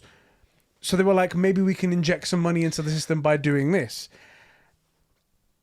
And that's what's happening here. So it looks like they've put up to, again, $120 a year. Of course. It's the exact same price. There is the 3-month option, which brings it down a little bit to $100 a year, but it's still doubling the price of what it was. They've removed the yearly option, so you can't even buy the cheaper yearly option now. And that's just definitely not toxic. Look, mate, when we all play, we all win, all right? Exactly. Gaming for gamers by gaming. Put all these buzzwords in there, and people will forget what's going on. Now, here's the thing. The rumors are that apparently internally Xbox are talking about bringing the price up of Xbox Live, including some of the Game Pass games in there to raise the value of it and making it more worth it. Just to be clear, they want to compete with Game Pass. They want to compete with their own model here. Okay.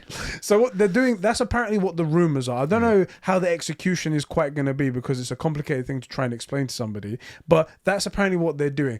And then making it so that eventually $15 for Game Pass is the base standard which everyone has to pay. The dumb part of this is that while Game Pass is great value for like what you're getting and whatnot in comparison to Xbox Live Gold, which is like you're getting nothing for that it's sort of access price. to the internet pretty much. Exactly. You can't just force people into paying more to hopefully go, okay, this is a more attractive package to push them over there. I wonder, this new price now, is this going to be an automatic renewal that people just get pushed into? Yeah. Or is it... Because it's Microsoft, yes. That's such an anti-consumer move. If so, we don't have confirmation, but you'd think that the reason why they're upping it is because they're going to be like, okay, this is the new price, this is what you're going to be paying for it now. Or is it going to be, all right, at the end of the month, we cancel everyone's subscription and whoever wants to come back at the new price is up. That's the consumer way to do it, the pro-consumer way to do it. But is that going to happen? I mean, what you're not taking into consideration is that when we all play, we all win. That is true. I'm not considering that. So, it's for gamers by gamers, the gaming for gaming. And what's extra dumb about this is that this happened literally days after PlayStation announced their PlayStation Plus subscription revamp thing. And it's like, in order to... It's fatal after fatal after fatal for Microsoft. If you were to just look in subscription services, right, and say, all right, Xbox Game Pass gives you all of this value in these day one games for this low price, right? Let's forget about the argument about whether or not it's good for the industry. That's what you're getting right there. And PlayStation is really far behind because they had nothing.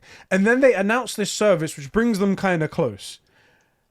Barring day one release, let's take that out of Game Pass, and the PlayStation service is better. Exactly. Let's put them in the same sort of area. Xbox's answer to that is to shoot themselves in the foot. Yeah. And then, you're winning the race. and then do this. I don't understand what was going on there. In what world is this okay? In what world is this a good idea? It's so bizarre because the big thing is that there are two major things here. So to clarify one thing earlier, you said that Game Pass isn't profitable. That isn't us saying that. That's Microsoft's number. Their number is 53 million, wasn't it? That's the number of Again, we haven't had that conversation in a while, so I'm scared to talk about those numbers anymore. But at one point, they were like, around about 50 million is what we need. But then that was before the Bethesda acquisition, that's before the Activision acquisition. So that number can only have gone up. But let's benefit of the doubt, 50 million. And they're at 20 something. Let's say 23 under was the last one. They're at 30. We'll give you 30. Yeah. Still well under. Yeah. Right? Margin. That's their own number. The thing is, and this is what we were saying the whole time, is that the Game Pass thing, while it sounds like a good idea on the surface, what it really did was train their customer base to not want to pay for stuff. And now they're asking their customer base to pay for more stuff. And what's going to be really interesting is over the next couple of days, watching you poke the Xbox and watching them try and square this circle that actually is a triangle. There's so many things as well. Like, so last week we was talking about how, like, Jim Ryan said, even though I hate Jim Ryan, I hate bringing up his good points, but he brought up the point where it's like, we didn't want to do day and one day games because it cannibalizes on like those sales and the investment required to make better games. It will create like a knock-on effect. And there were some idiots out there that were like, we're chatting about Xbox does it, and it's like, but look at what they've brought you. Look at what's happened, right? But Starfield, we've seen JPEGs, bruv. The release of games has been so slow and so painful. 700 days between titles. It's really, really not good for a service like that, especially when that's one of their main points. Day and date games, it's like, but we haven't released any games. Yeah. And then when they do come out with games, they come out with games like Halo, which is a shell of a game that it was before, and chalked to the gills with microtransactions. Yeah. And doesn't have half the features that the base game came out in 2007. Right. And then they're going to extreme lengths where they're making anti-consumer moves like this, where they're raising the price of a service that, in my mind, I mean, doesn't really have to exist. I mean, the price of buying the console, the price of buying games on the service, you could easily give me access to your online games, all right? That's not really... To be clear... I don't even want the free games that you give a month. Take those away as well. Let's be very clear. I'll be okay. Both parties basically make you pay to have access to the internet. Yes. One of them is, at least now, a much more reasonable price, and also comes with a bunch of stuff, at least for the PS5, comes with a bunch of stuff that you get because of it. You get the PS Plus collection, which, honestly, for what's the year worth? 50 quid for the year-ish. 50, 60 pounds, something like that. Yeah, something like for the year. Just to have access to that PS Plus collection, I guess PS5 only, but that alone is actually worth it. Yeah. Just to pay that money for that library of games, actually worth it, at least for a couple of years, right? But even if they were to say, all right, look, we're taking away the Instant Game Collection, we're taking away the PS Plus in general, and Xbox Live in general, that's where it should be. Yeah, you don't have to pay to be online. I mean, I'm in your ecosystem. I'm spending money in your ecosystem. That should be enough. That should be enough to pay for it. Yep. That's my opinion anyway, but that's the world we live in. But yeah, what Game Pass has enabled is these kind of anti-consumer moves. I can't wait to hear what they're going to say about it, because right now I can't imagine a good way to pitch this. Oh, let's find some Xbots. They'll find a way that this is good. I would genuinely like to hear from anybody how you can square this circle, like you say. Because wouldn't you? What are they going to offer? How are they going to pitch it to be like you paying double the amount that you did before for less? But I still have access to Game Pass. Okay, great. But wouldn't you rather not pay so much and have better games that you buy? Well, no, it's not the same. It's not better. It's not better. No, you're an idiot, man. This is another thing as well, is that if there are 100 million users, which I think that number's in my head, I may be wrong with that. I can't unfortunately check it right now. Yeah. I can't check it right now, unfortunately. But if there are that many users, and all of those users aren't on Game Pass for some reason, there's probably a reason. Yeah. Maybe they don't like the service. Maybe they don't play games that often, and they don't want to pay that much. They just want to pay for online to play Warzone with their friend or whatever it might be. Maybe they've accidentally kept it going and whatnot. And you're trying to capitalize on those people. That's such an anti-consumer move for a company who's trying to boast being so pro-consumer all the time. I don't understand how this is even going to work. It does feel like at every turn they're trying to lose this race. Do you know what I mean? Because forgetting the games, because they haven't brought anything good out. I was thinking the other day, sorry to cut you off right here. I was thinking, what games are coming out this year that we can say, all right, this is what Xbox can look forward to in this year. And I tried to look for what games are coming out. I mean, I can't honestly say Starfield because I don't know anything about it, right? I want it. Let's just give it a 10. Let's say it's every bit as good as Elden Ring. This is the thing. I'll give it to them. I was only looking for titles. I was only looking for names of games that are coming out. And I found this one article from, it's gonna be fucking biased because it's called the Xbox Hub. Fair enough. And the title of the article, the Xbox exclusives that would dominate in 2022. Sick. Like how they're going to dominate this year with these exclusives. Boy, what we got. And here we go. So first of all, it goes through and it's like, we're talking about the Xbox Elite controller for some reason. Yeah. It goes, okay, games coming out. Starfield in November. Yeah. Good stuff. Sick. Good stuff. Avowed, haven't got a release date for that yet. Right. But is that coming this year? Well, I don't think so because we haven't seen any gameplay. Again, we haven't seen anything from it. It's been completely silent. Yeah. However, these guys seem to think it's coming out this year. Knowing Xbox, it's 700 days after Starfield comes out. Right. It was announced in 2021, so I don't know how they believe it's going to come out next year. That seems too close. I feel like that's a bit much. And then they go Perfect Dark. It says most likely 2022. Unlikely. But recently we got the news that Crystal Dynamics had to come in to help them with development. Yeah. Also, so we haven't seen anything from it based on the cycle. Right. I mean, it's just the fact that another development studio has come in to help out means that this is really far behind. So I want to be really clear. What I was just saying there based on the cycle is like there is a hype cycle for games. We see it for every game that's roughly on the PlayStation. Yeah. And we used to see this for Xbox when they made games. So, for example, Starfield is way behind based on the hype cycle. Now, it should hopefully it will come out exactly when it's supposed to. But by this point, if we watch what happened with Horizon Forbidden West, we had probably 15 to 30 minutes of gameplay. We had 3 or 4 teaser trailers. We had tons of art and stuff. So, and that's about 6 months before the game. Yeah.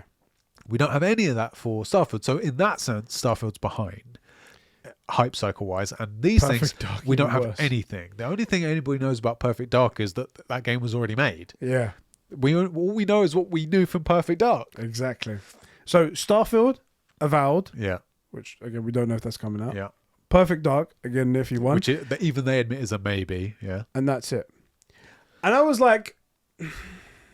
So now, really what you're saying is Starfield. Benefit of the doubt, devil's advocate. Maybe they're saying that... Because the title was these games will dominate. Maybe it's like these are the 3 big hitters. And we don't have enough internet to just Google all the games coming out this year, which I suspect that list would be maybe 1 more. If we're lucky. It feels like Xbox are trying to lose. You know, no one seems to want the consoles, especially the S.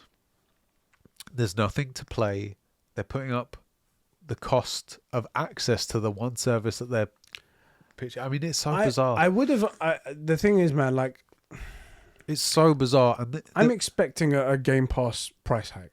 Yeah, I don't think that price is gonna be anywhere. It can't be profitable, so they have to raise it eventually. Can I stop you right there and ask you one question? Genuinely, how would you raise the price of a service that you know, because that's how you get the users, people aren't paying full price for right now. That's the worst part, exactly, because people are only on the service because they don't want to spend money, and asking them to spend more money is like, how do you do that? Right. It's very difficult. But at least what I was gonna say was that I'm expecting a price hike when the games start coming thick and thin. Yeah. That's when you time it. You're like, okay, so this year we have 4 first-party studio games coming out. Yeah. This big hitter, that big hitter, this big hitter, and this big hitter. I hope you guys are all really excited for that. And then maybe in a week's time, be like, okay, because we are like giving you all this high quality, the price of Game Pass is going up. It's not ideal, but in order for us to keep this high quality going, this is what we need to do. Be fair about it, be upfront, be transparent, and go for it. That's You're talking about pro-consumer. Microsoft, right? Well, that's the thing. All of those words don't line up with Microsoft. What I don't understand is why, if you want people on Game Pass, you didn't kill Xbox Live and roll it into the price of Game Pass. Instead of Game Pass being like, I'll make up a number, it's $9.99 a month, you now make it $14.99 a month, but everybody has to be on Game Pass because they need it for Xbox Live. See, this is the That's thing. how you actually get people on it. Then people have to stop paying. But that's the thing. That's the anti-consumer move that I think they're trying to go to, but they're dancing their way to it. But it ends up being worse. That's the problem. It ends up being so much worse. So there was the rumor going around from like Jeff Grubb. Which, Also, it makes sense. A service called Game Pass is the thing you need to get on gaming. Yeah. Now that's what I think what they're going to try and get to. But the problem is that, again, this is the problem with Game Pass. I don't think many people actually want Game Pass. I think there's a handful of people who are happy paying it because they get to play all these variety of games, and then they get the day one exclusive, which is great. They don't have to pay for that. But the masses don't want Game Pass. Yeah, it just makes the most sense for them. That's why there's codes being given out left, right, and center for free for everything, by every influencer that you know. Even Diogo came up to me and he was like, I was looking at buying I think it might have been Lego Star Wars or something like that on Amazon, and it gives you a Game Pass free code, even though he's buying it on PlayStation 4. They're giving it to anybody just so they can get people on. Yeah. They would, because people don't largely want Game Pass and they can see that internally, they have to try and trick people into getting into Game Pass. So where they could have done your thing, but people have to choose to go and opt into that. They're trying to do this version where they're forcing people to, we're going to now roll Xbox Live into Game Pass, but you still keep your subscription. We're just raising the price of it though. But the thing is, which is such an anti-consumer way to do it. You could do it really well, but they won't. Is you could say, okay, so you bought the year for Xbox Live, right? Just like with what you do with PS Now, what Sony did. Okay, you're getting the upgraded service.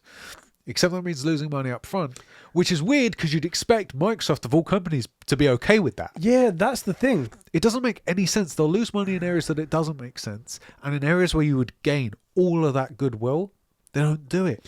I'm so confused. It's confusing on PlayStation side as well. Like, I wouldn't have expected PlayStation to come up with such a cool thing like that. Granted, there's only 3 million PS Now players, but they were like 3 million times. We're willing to take the hit so you can have the highest tier on the new PlayStation Plus service just because of goodwill. And I was like, you guys are doing that? Man, I thought you guys would have been the bean counters, but all right. What was the top price of the... 120 a year? What's the monthly? Like $17.99 or something like that. So really expensive.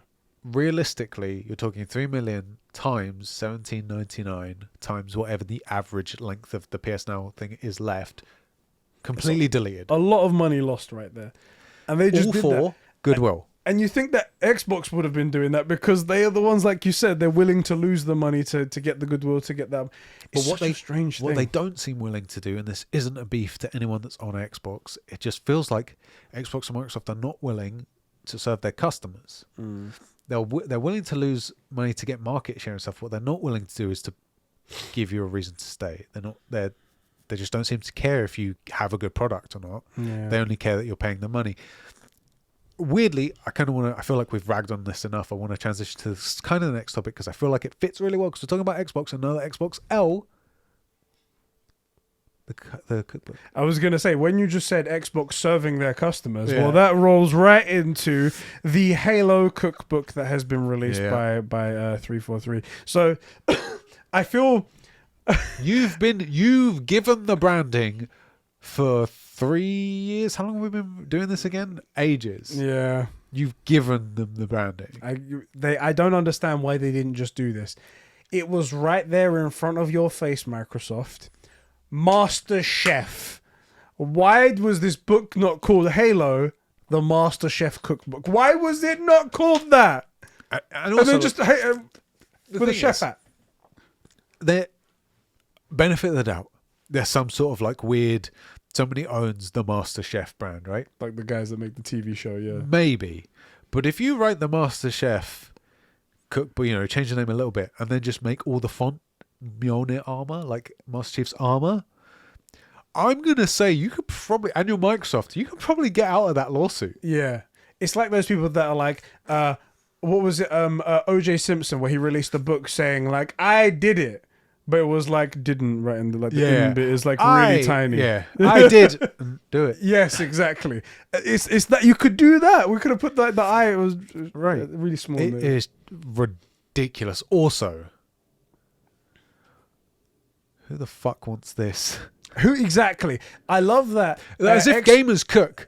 They Doritos and Mountain Dew exclusively. Exclusively. That is literally your product base. That's who you market to, because we know who you market the most with. It's those two products. Yeah. It's energy drinks, soft drinks, and chips. Chips. Like what's going on here? This cookbook is funny. It's like, all right, get out your colander. And it's like, wait, what the fuck is a colander? Right. I don't know what that is. All right, don't worry about it. This meal serves two. Who else is eating with me? I don't understand. Now I just feel sad for and dinner and lunch. Right, it's ridiculous. It's so stupid. It's so stupid. It's extra stupid when you think about what Halo's doing right now. Halo is struggling to keep any sort of player base. It's like I wanted to Google how many people are on it, but I can't. Last time we checked, it was dip below 5,000 players on Steam. We don't know the numbers for Xbox, but you can imagine it's just a bit higher than that. Bigger on Xbox is a bigger install base. And people are crying out for content, crying out for changes in Halo. Yep. And you guys are like, here you go. Here's some boots. Here you go. Here's a cookbook. It's like some Wolverine work boots as if any of the guys playing this thing have a job. Right. Also, We're like, gamers, we don't work. You have a team and you have this book made. Instead, you could be doing one of two things: removing your predatory microtransactions and making your online fun because there's a progression system, or, and I hate to say it, you could have made a battle royale. Yeah. Which I think that alone would have got a lot of people back. It sucks to say. For the record, I don't agree with Doc saying that it flopped because it didn't have a battle royale. It flopped because of the way it was handled. Like, even COD Vanguard has a higher player base, and people are going back to old games like Modern Warfare 3, which had nothing. The most you could do was 9v9, right? Doesn't have a battle royale. It shows that people are willing to play these games. What they want is to have fun, and having no progression took all the fun and purpose out of it, took a reason to be playing the game out of it. Either take that out, or the other way around, put a battle royale in. Instead, do we have any of the recipes? I would love to know. I don't have them, but do you know what was really bad? Two things that are really bad. I went into the tweet that was announcing it, and everyone's like, what the fuck are you doing? But we want content, we want stuff for the game. The game is in dire strait, the game's dead, blah, blah, blah. Yeah. And then you have the author of the cookbook. And it's like, I was really appreciate the opportunity to work with it. And I'm like, oh, God. Oh, man. Oh, you're in like a sea of hate here. I feel so bad for you. I'm so sorry. Yeah, he just wanted to cook some food. I'm sure you did a good job. Great for you. And also, at the same time, I posted a picture of, I don't know why this come upon me. I made Kratos burgers. I don't know if you saw them. Coincidentally, on the same day. I'm like, I'm going to post Kratos burgers. You're a master chef. It's the weird thing is, I was like, it's so dumb, but the one thing I keep thinking about is that the grunts literally breathe farts. They breathe methane. And I'm like, this is a group of people I wouldn't want to like name a meal after. Yeah. Unless it was Brussels sprouts, which I think taste like farts. I hate them. Perfect. Anyway, Frick 343 and Xbox, Microsoft. Well, not Microsoft, Xbox. It just feels like it really feels like they're trying to lose. I just want them to do good. Please, please, please, just bring out some really good games. Turn your ship around. Make something great. Starfield and Fable. If those two bang, we'll actually have a discussion. I would love it. I would love it. Also, because we can play it. Like, we can play those games. It's not like I wish I had those good games. Like, we have access to it because the Xbox guys killed themselves, shot themselves on the foot, and made it playable and anything other than Xbox. So, you know. Yeah. But just look, the one thing they don't understand is making good games is good for gamers. As much as they love to smile and say stupid corporate bullshit, what they don't do is produce any good products so far. Just bring out a couple of bangers. That's all we want. You know this is the thing. You've got the internal reports saying this is why PlayStation are killing you. Yeah. And only 2 generations ago, this race was neck and neck. You know, 360 versus PS3. Well, 360 was ahead, but it was like there were good arguments to be on either side. And then that just disappeared. Yeah. You know? We have one more big topic to talk about. Okay. And that is the game Abandoned. Okay. So, if you guys didn't know, on Sacred Symbols Plus, which is the supplemental podcast to Sacred Symbols run by Colin Moriarty, Yeah. he did an interview with the man himself, Hasan Kahraman. Was it actually Kojima? It wasn't Kojima. Yeah. It wasn't Kojima. It was a man. It was the actual guy that we've seen in pictures. Yeah. It was that guy, and he came on for like an hour and a half, and Paid he spoke actor. about the game. Okay. And Colin Moriarty did his best to ask questions that we all want to know. It's a platformer. It's a side scroller. What do we know? And the whole interview is fucking shambles. Oh, really? Because Nothing. Colin Moriarty's pretty good. Nothing on Colin Moriarty's part. Okay. He asked questions properly, and he gave the floor to him so he could answer. Didn't butt in at any point to try and like derail him or anything like that. But Hasan Kahraman, respect to you as a person, bruv. It's not easy being interviewed and stuff like that. Yeah. But he could not hold a fucking conversation or a string of a sentence for more than 2 seconds. The way he said basically about 1,000 times in the interview, and he would go off on a million tangents. I know that we're ironic. I was going to say, bro, what are you stepping? throwing glass houses. Yeah. Lots of glass houses. He went on 4,000 tangents for every question that he went on. There was one time where he asked a very direct question. It's like, how much did the production cost on this thing?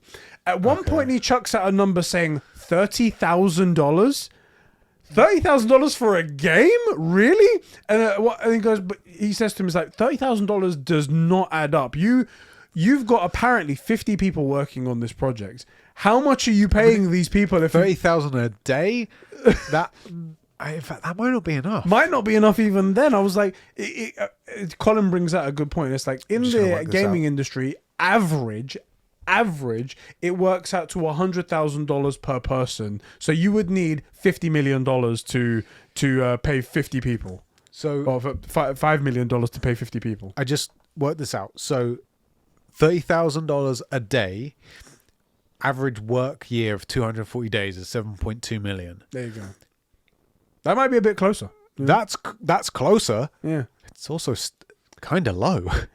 7.2 million sounds like a lot to you and me, but what's the budget on a bunch of these games? A game can have a budget of 30 million easily, right? This is the thing, right? That it can, and maybe because this is an indie game, you can bring it down a little bit. But the guy wasn't even saying that. He was saying $30,000, and then when he tried to probe him, he was like, "Look, so $30,000 doesn't add up. Like, where are you getting investment from? Who's the publisher? Who's this? Who's that? Who's this? Where is the money coming from? Are you self-funding it? What's going on?" And he would go, so let me talk about the game. How was his English? Because I know it's a Turkish guy. It was perfect. Okay, cool. It was perfect. There was... Because I tried to be forgiving if there's like language barriers and stuff like that. You know. Let me just say, not perfect. Let me take one step back. It was like 99%. There was some times where I was like, I can tell that he knows English very well, and that he's picked up some social cues from where he's living. Yeah. And some words like he says in a bit of a weird way, but we get what he's trying to say. Yeah. But the thing is that when you ask the direct question, where's your investment coming from? Where's your money coming from? Yeah. And then you go and talk about the direction of the game, and you're talking about the first couple of hours of whatever's going on. Yeah. You're like, okay, you did not answer the question. You directly avoided it. Yeah. And there was a couple of times where Colin was trying to bring it back, and it was just... No, it's just not coming back. I can't understand anything you're talking about here. It was an utter shambles. I listened to the whole thing and I was like, wow, I just wasted an hour and a half of my life. Never getting that time back. And you did, and I don't understand how you came on to talk about this. There were things as well. Apparently, he did an interview with Jason Schreier as well. Okay. And the numbers that Jason Schreier put out, he was saying, no, I don't know where Jason got that stuff. That's not accurate at all. And I was like, so you're saying that Jason lied about what he directly quoted you saying in this thing? And he's like, yeah, it wasn't like that. I was like, so are you going to go on to the next podcast now and say that everything that you said on this one was a lie as well? What is going on? And he didn't accurately answer the biggest questions that we have as well. So there was one thing where he goes, there was a game that is on your PSN profile, Hasan. Oh, a yeah, game that hasn't been published to the PlayStation Store. Explain what that is. And he's like, oh, that's just a small game that I made for my brother or cousin or something like that. That's not a thing that people do. To play. And I was like, okay, but how did it get to the PlayStation Store? Yeah, that's not a thing people do. If you made it, Yeah. and then it was just on a dev kit somewhere, then you have to take that dev kit to somebody. Yeah. What did you do? Publish a game to the PlayStation Store so your cousin can play a game that you've made? The really weird thing. And then it didn't go up for sale and no one can find it? Like, this just, no. It doesn't make sense. But also what doesn't make sense is if this is a whole, like, okay, it turns out we were all right about the conspiracy, Abandoned is actually like Silent Hill or whatever the frick. Yeah. A Kojima thing. Then why is this guy doing interviews as if it's not? What he should be doing is being impossible to reach. Yes. So why is he doing interviews? Because none of this stuff makes any sense. Not in a it's conspiracy, but like when you look at how he's behaving versus what the public impression of what's going on is versus what the theory is, all of it's combined to make just chaos. Yeah. Right? So like that game, having it published to the PlayStation Store but saying that it's for your brother is a weird thing to say, and you have no answers to any of these reasonable questions. The conspiracy theory is because you're a paid actor, basically, because it's a Kojima game. But if that's the case, why are you in this interview? Yeah. There's so many conflicting things, isn't there? It's so crazy. As I said, this interview, I don't know if it's available on free feeds yet. It was available on if you're a patron, which I am of Colin's. I think it's going to come out for free because it would be good for him. But if you listen to it, it's just going to be a waste of time. If you want to listen to it to just prove that, to just find out that fact for yourself, go ahead. I understand that. Yeah. But there's just no information in this whole thing, and I don't understand what his idea was. He tries to bring up the point. He put up on Twitter as well. He was like, look, I didn't write any points down for talking in this interview, which is a stupid thing to do when you're trying to disprove. Colin or... Oh, no, Hasan. He's okay. like... When I feel like you're the interviewee, you shouldn't have points. But True. I'm with you. But the thing is that the whole point of the interview was to try and dispel the rumors that this is all just a scam, that this is all just a thing. In that case, I take it back. Prepare yourself for what's coming. Yeah. He goes, my idea was that I wanted to be genuine and then 100% open to everything and completely flow out honestly. But I was like, you didn't have any prepared sense. We never thought about, well, when they ask me about this, what am I going to say? Right? At least if you weren't going to prepare points, because maybe you don't know the questions yet, which a proper interviewer like Colin should have done. Like, I'm going to send you what questions we're going to talk about, and then whatever you don't want to talk about, you can... general things. Like, we're going to ask generally about this, about this, about At this. least if you didn't get that, you should have prepared at least one statement that is prepared from yourself to answer the biggest things that have been going on in the community. Like, okay, I'm Hasan Kahraman. This isn't a Hideo Kojima game, etc., etc., etc. We're actually really proud of this. We hope you guys will be. I'm very sorry for all the confusion that's come up. I've got some dates for you. And go on like that. But you didn't even do that. So all you did was bring a piss poor performance to a thing also, and give us no information. What's so weird as well is like you ask about the funding, right? And I think a reasonable answer would be like, to be honest, we're a small house. I don't really feel comfortable talking about our funding and investors. And in that sense, I'm like, oh, okay, fair enough. But then you actually throw out a number, which doesn't make any sense. And where did that money come from? Or like, are you self-funded? No. I have investors. And then one point he says yes afterwards. And I'm like, I don't understand what's going on. Yeah, it doesn't make sense. Just so weird. And then there are other confusing things, like putting the game on the PS. Like, how you getting a game to the PlayStation Store is not No. an easy feat. It's not something you just do so your mate can download it. Yeah. You know. And what's really funny is that Colin is technically a game developer himself. He's Yeah. got games that he's published, so he knows the inner workings. And he's Yeah. like, you can't put a game like that on. No, you the can't just thing. do It's- that. You can't just do that. Did he play it on your dev kit then? Is that what happened and stuff like that? And he asks him probing questions. He says something about PlayStation. There's a name. It sounded like it was almost like PlayStation Home, but not Home. But it's clearly the name they give for the back end stuff. Okay, yeah. And he wanted to see if he knew what it was. And the reaction was a bit iffy. He was like, that's like NDA stuff. And I was like, did you hesitate or because you don't know or Again, are you an actor? You know, or somebody that's taken on this role for Kojima? And if you are, why are you in this interview? why? It's just so, And if you're not, so why wrong. aren't you answering these questions? Like it's it's super bizarre. Sean writes into the Discord server and he says, this was probably the most awkward gaming interview I have ever seen. That's crazy because talking to devs can be really awkward. Can be really awkward, yeah. The funding topic was the best because Colin asks who's funding the game and Hasan just ignores the question and starts talking about the story of the game. You see what I mean? Yeah. Just some weird shit. Let me see if anyone else wrote in because obviously not all people had access to this thing. Yeah. No one else had access to this at the moment, but that's... Diogo goes, I'm sure you'll nail Hassan's talk, but the whole funding topic was hilarious to listen to. It was so crazy. The main takeaway at the end of this is that I personally, now I've spoken to a couple of people in the community, they don't all believe what I'm believing. Okay. I personally believe that he actually isn't a paid actor, and I do believe he's just an fucked idiot. up. I think he's just fucked up really bad. And he keeps fucking up. Yeah. Even given the opportunity to set things right, he's still fucking up. Because, and I don't mean this in a mean way, because I'm not the most intelligent person in the world. I'm a fucking idiot, right?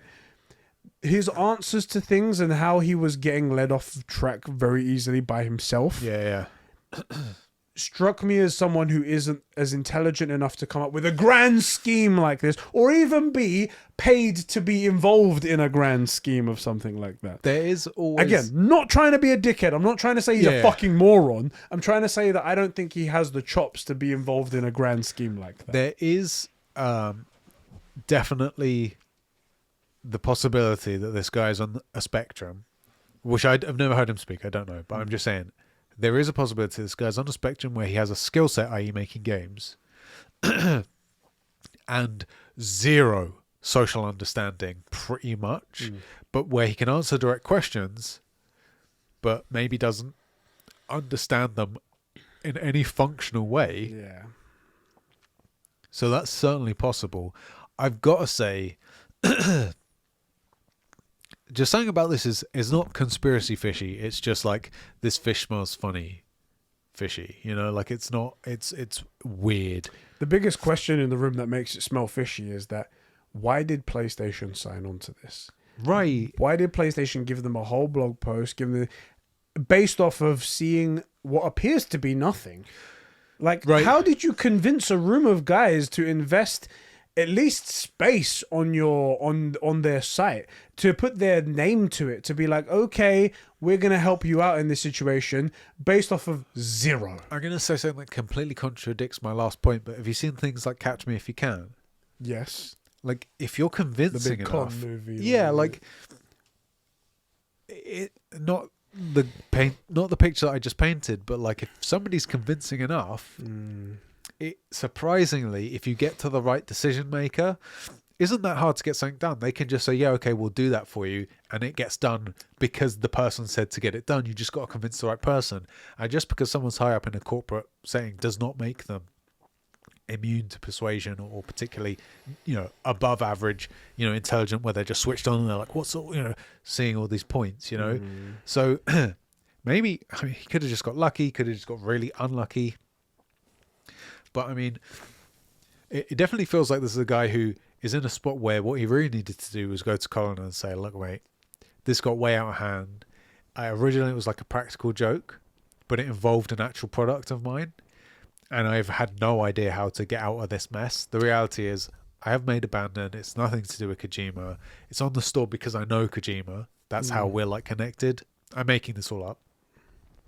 So that's how I have like access to places that I shouldn't have access to. I have funding because I'm in those circles, and I think it's the game has not been particularly expensive, but expensive enough that I can't self-fund it, and because of all this attention, I've been able to get more money for it. Yeah. But like this isn't the thing, and I've had no idea how to do it, and I'm just going to tell you and just hope that that you'll give me some space to weather this storm, because it got way out of hand. The internet ran with it in a way none of us thought we would. It was sort of like a funny April Fool's jokes between me, Kojima, and another friend, and it got way out of hand. Like, I think that's a believable story. Yeah. Even if that's a complete lie, by the way, he could have said that. Yeah. Or a person could say that and it'd be believable. Okay, I can see how someone gets out. And then you say, like, look, I'm not a social guy. Like, I make video games. I'm a gamer. You know what gamers are like? Yeah. I haven't even been able to render a good-looking, game vagina. I don't know what they look like. I keep trying to mold one, but then I show it to a real girl, and she's like, no. Every time I show these round boobies to a game, and they're like, no, they need to be triangles, like when I played Lara Croft on the PS1. So, like, I don't even know what any of it looks like. Like, so it's fishy because at no point has he like pulled the chute to like get out of this freefall. Yeah. But he keeps digging. It's bizarre. Also, I'm in a weird spot where like Kojima's all great and all, but I don't vibe with any of his games. So he's not my guy, but he's a guy in our space. Yeah. And what we like to talk about. I want to talk about his games. I just don't want to play them. So I'm not invested. And the only thing I'm invested in this is just to watch this clusterfuck unravel because it is crazy. Yeah, it is super crazy. I don't... man, it is bizarre. Yeah. Also, it makes you wonder, like, how are guys like this getting games on the PlayStation Store? Yeah. Is it? Yeah. And we haven't been picked up to be hosts of something. Right? Which... Not to toot my own horn, but I feel like I'd do a better job of hosting than this guy's done of making this game announcement work. In terms of like skill set, we're closer to that than he is to this, right? There is only one possible ray of hope for this guy. Okay. So apparently he goes that the prologue that they're working on, that we all assumed was just like a little teaser thing that was going to come out, something like that. Apparently that's a 2-hour slice to give you a hint of what the game is. Okay. And I was like, okay. PT vibes. Yeah, and they're going to put that out, and that's going to be more representative of what the game's going to be, the actual Abandoned game at the end. And apparently Abandoned isn't its name, so don't know what the fuck it's going to be called, right? But that just adds fuel to the fire there. Oh, it's actually Silent Hill then. Oh, okay, all right. Fucking what is dumb. going on? It's so dumb that he says that. At no point have we ever had any additional information that's cleared up anything.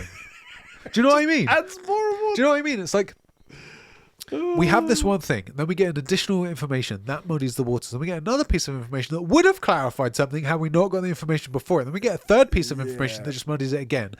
A fourth piece of information that clarifies the second piece that muddied the waters originally. A seventh piece that clarifies the third new angle. Goes on and on like, and on. at no point is this ever clearing up. No. That's the really, like, a conspiracy theory unfolds. That's what makes it conspiracy, because it has to actually happen. Yeah. A real conspiracy. Or if it's a fake conspiracy, then the more threads you pull, the more it unwinds. Yeah. Right? But neither of those things is happening. No. And we're also not getting any explanations. Yeah. This is the most bizarre thing. And it seems like we're gonna get an explanation, but then that explanation is muddied up with more shit. And then it gets delayed, and then he refers back to two things that contradict. Yeah. Like, one, it's self-funded, but no, it's not. But here's a budget, but the budget doesn't make any sense. And then I work it out daily, and then we said a game costs about $100,000 per person, which would put it in the ballpark at $30K a day. Yeah. He said 50, so 5.1 million. But that number is based on if that was a misunderstanding, if it was 30K a day rather than 30K in total, which he said was it's just crazy, mate. It's just crazy. He says apparently this prologue is going to come out. Apparently the prologue is going to cost money as well. He said, I don't want to put an actual number on it, but he says definitely under $14.99. And I was like, I'm going to be in it because I need the answer. But If it was just another game on PSN, I would not have played it. We're gonna have to. You are gonna have to stream it Yeah. so that we can all see. And I predict one of two things. These are the only outcomes I can see. It is actually PT and it's a Kojima game, and there's no hiding it anymore. Or it's exactly what it looks like, and it is that will be on your list of worst games ever played. Yeah. I don't see there being any in between. It is actually going to be Silent Hill functionally, Oh, this is a huge disappointment. or it ends up literally being my number one worst thing ever played. Hasan Kahraman's. That's like a Kahraman's aborted fetus on the Right. floor. I would actually rather play with aborted fetuses than play this game. Oh god, that got dark real quick, didn't Yes, it did. All right, well, that's the end of that topic right Cool. there. I've got a few cleanup topics to mention here. The FTC Yeah. is giving Microsoft a bit of a hard time regarding the Activision deal. Yeah. What's really funny is that gamers took it so personally, as if the FTC or the politicians that are involved in blocking all of this stuff give a fuck about the games that are coming out, Right. or as if they're Sony ponies or something like that. They just want to know where their pocket's going to get lined. And I'm like, so glad you said that, because that's a really important thing here. they may be bringing up. So apparently, something the bulk of attention so far has been will Microsoft restrict competitors like Sony offering Activision titles as part of their subscription service in the future? And one of the chairmen said, will it be better for the developers' labor if the deal goes through with Microsoft, or better staying with Activision? Which is a weird thing to say because right now they're being treated like shit. Yeah. But you guys are completely missing the point here. They don't give a fuck about the labor. They don't give a fuck about Sony. They don't give a fuck about any of that. They're wondering how much pressure they can put on to get Microsoft to line their pockets a little bit so they can make a buck on the side. That's all they care about. There's a bunch of people that were like, what are you trying to say? You're trying to say that you're trying to do it so PlayStation can benefit from this? They don't care about that. Here's the real play. This is what will happen, would be my guess. They are going to publicly put a bunch of pressure on Microsoft. The guys that make the decisions are going to know that they're going to go leniently. Microsoft stock's going to go down. They buy. Yeah. Comes out that they're going to be really lenient. Microsoft stock spikes. That's the play here. So dumb. And that's what's going to happen. And if you don't believe me, there are Twitter pages out there that track all of the America. It's especially bad in America. I'm sure it's bad here, but Yeah. they track all their trades. And these guys massively outperform the market. Now, I don't know about you, but if you were 50 times the stock trader that Warren Buffett is, I wouldn't be working. Right? It couldn't possibly have anything to do with the fact that they're in politics. Yeah. Right? Yeah. So, I mean, that's my guess. So everyone just calm down. It's going to be fine. It's going to go through. Yeah. The fact that the only thing is that it's interesting that they have given Microsoft a bit of scrutiny. I think it's just purely because it's such a high dollar amount that they decided to get involved in it. Not because it actually is going to be like, there was a bit of a concern at the beginning where it's like, oh, is there monopoly going to be in? Maybe we need to keep an eye on this thing, because bought up, continuing on this path, definitely yes. But at the moment, no, we're okay. We're all right there. because it's Activision. If they'd have gone and bought the same value in companies, but just little ones, if they'd gone and bought if they'd gone and bought like Square, From, all those things, you wouldn't have heard shit. Yeah. And also you wouldn't have seen any games from any of these people. But anyway, like we said before, when we come to the acquisitions, it's more about what the precedent it sets, and then what PlayStation reaction is going to be, and then what Microsoft is going to do in response, and that's where the shit show is. But anyway, this is just all about their money. This is all they care about. Yes. Don't worry about Exactly. it. Another little thing to mention as well. This is quite funny. So, Ghost Recon Breakpoint. Oh god, yeah. The hit game that everybody loves. Everybody loves. Had all of 2 downloads. Exactly. They introduced NFTs as part of Ubisoft's NFT project with courts and stuff like that. Yeah, they did. That was about a year ago, right? What happened since? So they're shutting down Ghost Recon Breakpoint, effectively making those NFTs pointless. Worthless. Here's the thing, and I love Ubisoft for this. Yeah. Ubisoft, you get a pat on the back for this, purely for how scummy you are in the situation. Yeah. Do you know how they pitched it? I don't remember. They were like, sorry guys, like Ghost Recon's Breakpoint support is going away. Yeah. Thank you for all of the support you guys did in our Ubisoft Quartz program yeah. or stuff like that. You guys now have a piece of history in this product that no longer exists. I was like, you guys are trying to make this out to be like it's a Mona Lisa painting now. It's now limited because there won't be any more. It's like, ridiculous. You guys fucking spun that so well. It was, you didn't even think about it. You just went, wait. I might be wrong, but the way I interpreted it was that not so much that this game is losing support, but they're moving this team. Yeah. They're moving on to the next project, which they called codenamed Over. Yeah. Which is ironic. That is the so game is over. This is over now. Even Battlefront 2 had a team of, I think it was 10 or 15 guys, Yeah. all the way until the end. Yeah. All the way until the end. So, and that's from DICE. It's not like DICE cares about you, you know? Ghost Recon Breakpoint. When did that come out? I think it was like 2 years ago. It's fairly recent. I think it's very recent. 2019. Okay, So 3 years ago. But it was October, so 2 and a bit years. Yeah. But that is nothing for a game. That's how badly it is. But That's I just rough. love that spin. It was rough. like, this is a part of history now. So now it's worth more. It's like, it was worthless in the beginning. it is It's still worthless. See, this is the thing. I got into this on the Discord. I said that I do actually think NFTs are going to be the future. It's going to be something that we have to live with. But what I think that companies don't understand is that they actually have an opportunity to provide some frickin' value. Yeah. And like, for example, if you had, name me a football team. Arsenal. If you make an Arsenal NFT, right? You don't just take a JPEG or a GIF and go, it's an NFT, give us £100,000. You go, here's an NFT. This comes with, if you own this, these 10 or this bottom 100 NFTs, it comes with a discount on the online store. And the code changes anytime it changes hands. So it's new, it can't be used again. Yeah. It's the value that comes with an NFT. You now get, if you own this NFT, 10%, 15% off the online store, right? And the next one down like 5%. Yeah. So it comes with a value add. Yeah. And now's a reason to have it. Hypothetically, right? Mate. You don't just say, here's a JPEG, give us some money. Yeah, that's just, it's the laziest form of it. The funny thing is that this is how I know, at least in gaming anyway, because there's other benefits to NFTs. We're just not using any of them correctly. Yeah, at all. none of them. Yeah.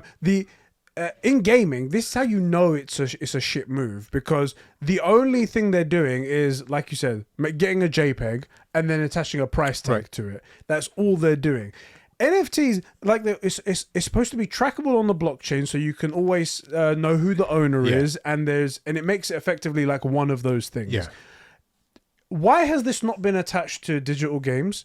And then you could sell your digital game to somebody. Why is that not thing? And it's so perfect, but why is it not being done? Because it's not. They're only going for the lazy, quick cash grab option. Even at a smaller scale of like skins, CS:GO has proven that people put real serious money into these skins. Stupid amounts of money. It's bizarre, but the way that would make this viable is if they were NFTs, i.e. something that could be properly swapped and traded, and it would be better for the company, because then it would actually be the guys making CS:GO that would, because the creators get a cut of every transaction. It would work better. Yeah. And then if I have a rare skin on Apex, say, and I never play that character, I can actually benefit from that. Yeah. Right. And if I get this rare skin, or someone purchases it and it's a limited edition, it's a Halloween 2021, it never comes out again, actually has value in that sense, and you can actually realize it. Yeah. And that's just skins. Like, skins is kind of it's kind of one of the scummiest ways to do NFTs, and it actually makes sense if done properly. Yeah. It just, I don't get it, man. Why? The problem is for all our talk of being suits and stuff, we go for value. Yeah. There's always a value add. How can we do this thing and make it worth their time to either watch it, to have it, to buy it, to do whatever? Yeah. So, like, it seems so obvious to us. Like, of course you do it this way, because how can you make a product that will constantly benefit? If this guy buys it and keeps it 50 years, how can we benefit this person 50 years for having this, like, Conbrosations NFT or whatever, right?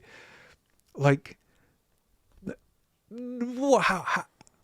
It just blows my mind that they can see this and immediately go, great, this is a great value add. Ignore that. How can we make some money? You know? A little extra line at the end of the statement when they were talking about the thing. It was Ubisoft also promises NFTs for other games in the future. Great! That statement is so funny because the outcry has been completely in the opposite. And the way they say we promise, it's almost like everyone was going, yes, we need more, we need more. Please. We promise we'll bring it back. We went out of business because we couldn't keep up with your demand for this product. Not that we did this in a game that was completely not suited for it anyway, and that in and of itself tanked it. So fucking to the point stupid. where we've been moved off this project 2 years into its life. So dumb. I just love that. We promise, guys. We promise to keep giving you the thing that you're not asking for and actively going against. Oh, in games that are getting so far away from what made them great in the first place. Yeah. Everybody So wants to funny. fight gods and stuff in Assassin's Creed, right? That's it. That's what they want. That's what they've been saying for years. I don't get it. And then final little wrap up stuff. Apparently, Twitter did a visual representation of the biggest topics in 2020. Oh, yeah? 2022 Q1, they said. 800 million tweets. The top tweet that people were talking about was the Sony and Bungie acquisition. Oh, yeah? Which was quite apparently was the big. I found it interesting because I'm a Bungie fan, Destiny fan, and PlayStation fan. So I hit all my boxes. But overall, I thought it was kind of minor news. I thought it was, but apparently it was the most talked about topic That's in the thing. Second was Elden Ring, right behind it. It wasn't that far behind. But here's the interesting part. Third was Microsoft Activision acquisition. I thought there was such a big conversation around Activision's acquisition by Microsoft. I thought there was. Maybe it's just because for our... But this is just Twitter, to be fair, so... I want to be fair and say maybe our perception of it was that Sony getting Bungie was not a particularly big dub. It was just like a thing. Yeah. Elden Ring makes sense. But, and then maybe we thought the Activision acquisition was more important because it felt like a big hit that Sony took, and we're Sony ponies. It could be our bias there. On the other hand, Sony number one, third party number two, and bringing in the rear, like usual. Like usual. Get free. They can't even win this. Also, budget wise, if you were paying for tweets for this acquisition, I'm just saying, and I admitted to being biased a minute ago, but it was like what was the Bungie thing? 7 or 8? 6.8 billion or something. Let's round up. Let's say it's 10 billion. Let's say it's 10 billion. Yeah, definitely in the single billions area. Imagine paying 7 times that for third place. Yep. That sounds like Microsoft and Xbox going through. It does actually really sort of feel like that data summarizes what we've been saying, and it's true. Yeah, there we go. We're so smart. Our brains are big and wrinkly. I've got a hard brain, as Raymond Holt says. That's it. And the final thing, Remedy is apparently working with Rockstar. Yeah. Entered the agreement to develop Max Payne 2 and Max Payne 1 remastered. I did see this. I'm not the biggest Max Payne fan. I've not played Max Payne. I've heard it's great. I don't know if it's any good though. I think, do you know what's weird is because obviously a bunch of our guys are going to say, oh, I love Max Payne. And I feel like I played, I can't remember which one, but I think I was too young to appreciate it. And so I was just like, this game isn't for me. I never played the other one. But I remember it being Call of Duty. Yeah. I do remember it being good though. And obviously they made that incredible movie with Mark Wahlberg. Yes. Was it Mark Wahlberg? It was Mark Wahlberg. Yeah, I remember that. God, that was good stuff. Oh, by the way, that's not what the game's like at all. No. That's not. I don't get why they do this. I don't get why they do that. Why did they do that? Another great example of how video games translate so well to movies. By the way, have you heard anything more from the Halo TV show? And we heard about him taking off his helmet in the first one. I think it's like episode 3 or 4 now, surely. No idea. Not heard. I can tell you that I watched the first episode, most of the first episode, weirdly, in the weirdest way. I was on Twitch because I not sleeping, obviously, And so I'd finished watching all my YouTube subscriptions. There was nothing on the homepage that caught my interest. Like, I've seen all of those tractors. Will they start? Yes, I know they start. They get Yes, out. they will I start. know. Of course, you posted the video. Of course, it starts. Of course, you get out of the fucking 4 hour forest. video Yeah. later. No, I can't do it, mate. Oh, yeah, I couldn't do it. Sorry. So I finished all that. I'm like, I'm not tired at all. I'll go to Twitch. And like Ninja was streaming, watching it. I feel like this is the right timeline. Anyway, Ninja it was an ad, and he was just watching the first episode, and that's how I watched it. Okay. I feel like this is correct. If it wasn't, if I'm in my memory, it was too late. It's because I don't sleep anyway, so all time blends into one. But so Ninja streamed the episode, and I watched it with his reaction. And I will say that his reaction was very much an ad. He acted like these things were big moments where, and I know that he's a big Halo guy. I don't think it was genuine at all, most of it. Right. Because I was watching it, wanting it to be good, desperately wanting it to be good, and finding it not to be very good. You know, like, and what was really frustrating is some of the stuff looks amazing. The suits, the Mjolnir armor, all looks amazing. While I didn't, the elites are quite bulky, and you've seen from the game they're quite skinny. Yeah. It's a different artistic choice, but I didn't mind it. Right. Nothing in it made sense. Nothing made sense. The whole I need to talk about this. So, okay. First opening thing, the Covenant attack an outpost, right? Right. These guys defending themselves, shooting AKs and miniguns, just pinging off these shields. Nothing happens. AKs. Yeah, in like 2,300 and something, or whatever it is. What? Yeah. What? Yeah, they're shooting. Anyway, the point is they're shooting guns at the Covenant. All right. Yeah. Okay. Can't do anything. These are super advanced shields. Anyway, the Spartans turn up, and now the guns work. Oh. Now it's a few bullets and the shields break. Purely by being around the Spartans. It's so bizarre. What? It's so bizarre. Oh, And it's like the worst form of plot armor ever. It just didn't make any sense. And also, the worst thing, it's not like the Spartan guns work. Chief picks up multiple guns that were used that didn't work, that now work. Right? And this isn't like, oh, well, he knows the soft spots. It's a shield. It's all one it's piece all of around shield. him, yeah. So it doesn't make any sense. Fucking hell. There are some CG looks really good. Like, I actually, although they look wrong, I don't mind the artistic difference for the elites, because the point is to make them big and scary. And when they're skinny and you don't really make the distinction that they're bugs, because they're kind of bug-like, okay, fine. But then, like, Chief jumps on something and his, you know, when they do CG jumps and the gravity's all wrong. Yeah.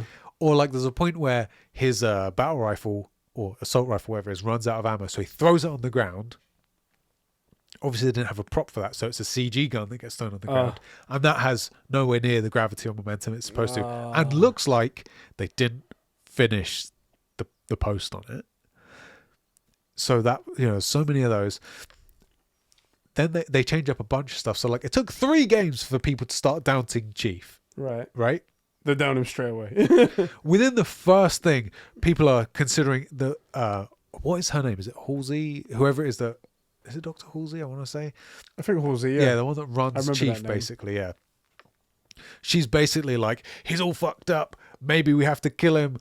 And then this general's like, we're going to kill him no matter what. He's like, he's really dangerous. And they're like, but he's literally humanity's best weapon. Well, we can't take the risk. And then Halsey flips again and goes and tells the other Spartans, hey, you got to keep John safe. At all costs, and they're like, okay, cool, because they're Spartans, they're all down, which is why Halo 5 doesn't make sense. And then he has the one survivor. Chief is like flying back this one survivor with this artifact that doesn't exist in the games, that him touching unlocks his own memories, that somehow from brain scans Halsey has figured out he's seeing his own memories. Which they say, I thought you had those memories locked away, but that's not how memory suppression works. And can't work, even in this universe where you can create super soldiers. So he has this one chick. She refuses to, like, be part of the propaganda, even though the entire species is at risk. Yeah, I was going to say, when it's the whole planet, right, like, the whole species, it doesn't really make sense. In the books and stuff, it is canon. The whole reason the Spartans exist is to deal with human dissidents. Right. So it's like the rebels, basically, right? That's why they exist. So this is a rebel camp, and Chief, who previously would only... Hold on, the Spartans. The Spartans exist to kill rebels. Okay. All right. Okay. Right. That's hardcore. I didn't know about that. Yeah. Okay. So because we didn't know about the Covenant, Spartan program is brought in because you have all these dissonance on other planets. it predates the Covenant. Okay. Right. These other planets don't want to be controlled by Earth or whatever. It's typical like sci-fi thing. And there's conflicts, and so Earth having the best resources and all that stuff makes super soldiers. That's why Chief exists. He's a seasoned warrior, a murderer of many men by the time the Covenant arrive, right? Lovely. So they turn up at this rebel base or outpost where the Covenant are attacking, and the Spartans are there for once not to kill the rebels, but to kill the Covenant, right? Because the planet is still valuable. And this one chick is like, oh no, but we've been fighting for a while, so like forget the fact that the species is in danger. Very clearly in mortal danger. I just don't like the government. So I'm not going to be part of the Covenant, the Isn't that propaganda. grounds for like execution? Isn't that a court martial? Well, I'm glad you said that, because that's exactly what happens. Well, so she's a rebel. Okay. But Chief immediately gets ordered to take her out. Cool. That's Because she's right. a rebel, the only survivor, and won't help with the propaganda, Yeah. and knows too much, because they're keeping the whole Covenant thing quiet right now. Yeah. Because you don't want to spook the species. bit spoiler, but like the games at this point. Like, there's nothing. So he takes her out, or does he not take her out? no, this is the cause for him to go like, oh, I'm not going to follow orders. I'm sorry, but she's literally jeopardizing the species, the whole. Hold on a second. But the worst bit is the only reason he doesn't do it is not because he's good. It's because he touched this weird alien artifact, which woke memories in his mind of his childhood where he sees the same artifact, which doesn't make sense because he's not from this planet. Because we know what planet he's from. It doesn't make any sense. But don't even get me started. Don't even get me started. This show sounds like a shit show. So then he decides, I'm going to sort of go off script here. I'm not going to do what I'm told. And the USNC realize he's not doing what he's told. And they like cut the oxygen to his suit because he's in a super high-tech suit. Like they can control everything. Yeah, of course they can. So they drop it to make him unconscious, not kill him, make him unconscious. Take complete control of the ship, the little ship that he's taking this girl back, and the artifact. So she starts freaking out because they drop the oxygen to kill the girl because he won't do it. But he wakes up because he's Master Chief, which isn't how biology works. I was going to say, even what? And breaks the atmosphere systems, which suddenly makes the ship breathable again. Yeah, if you break it. Okay, all right. And then she wakes up and pulls his gun on him, like, you tried to kill me. And he's like, no, I was with you the whole time. I've been trying to get control of the ship. You know they have control of the ship. They did it. And so she's pointing this gun at him. She's like, I'm going to kill you. And he's like, this is the best Master Chief stuff. So actually Chief's done really well. And the guy whose name I forget for it. I looked at his face and I was like, I know this guy from somewhere. He's from Orange is the New Black as well. He's good. He looks right. I haven't seen the show. The picture that I saw, the guy just looked like Dave from down the pub. I think he looks good. Okay. I think that's what Master Chief looks like. I don't have any problems with it. I just think we shouldn't have seen it. and certainly not in episode 1. Yeah. Right? It's sort of like you don't show Doomguy's face really. We kind of know what he looks like, but you don't really show it. The point is that you don't get to see it often, if at all. Yeah.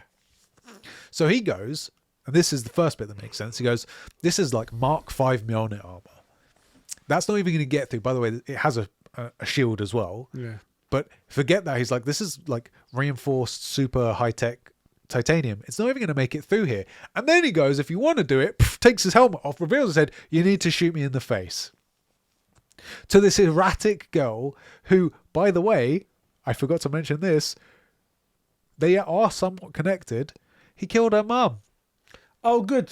In one of the attacks, he's responsible for taking out this rebel alliance, leadership meeting, at which her mum was present. Yeah. So then he shows her a face, and he's like, you need to shoot me here if you want to do it.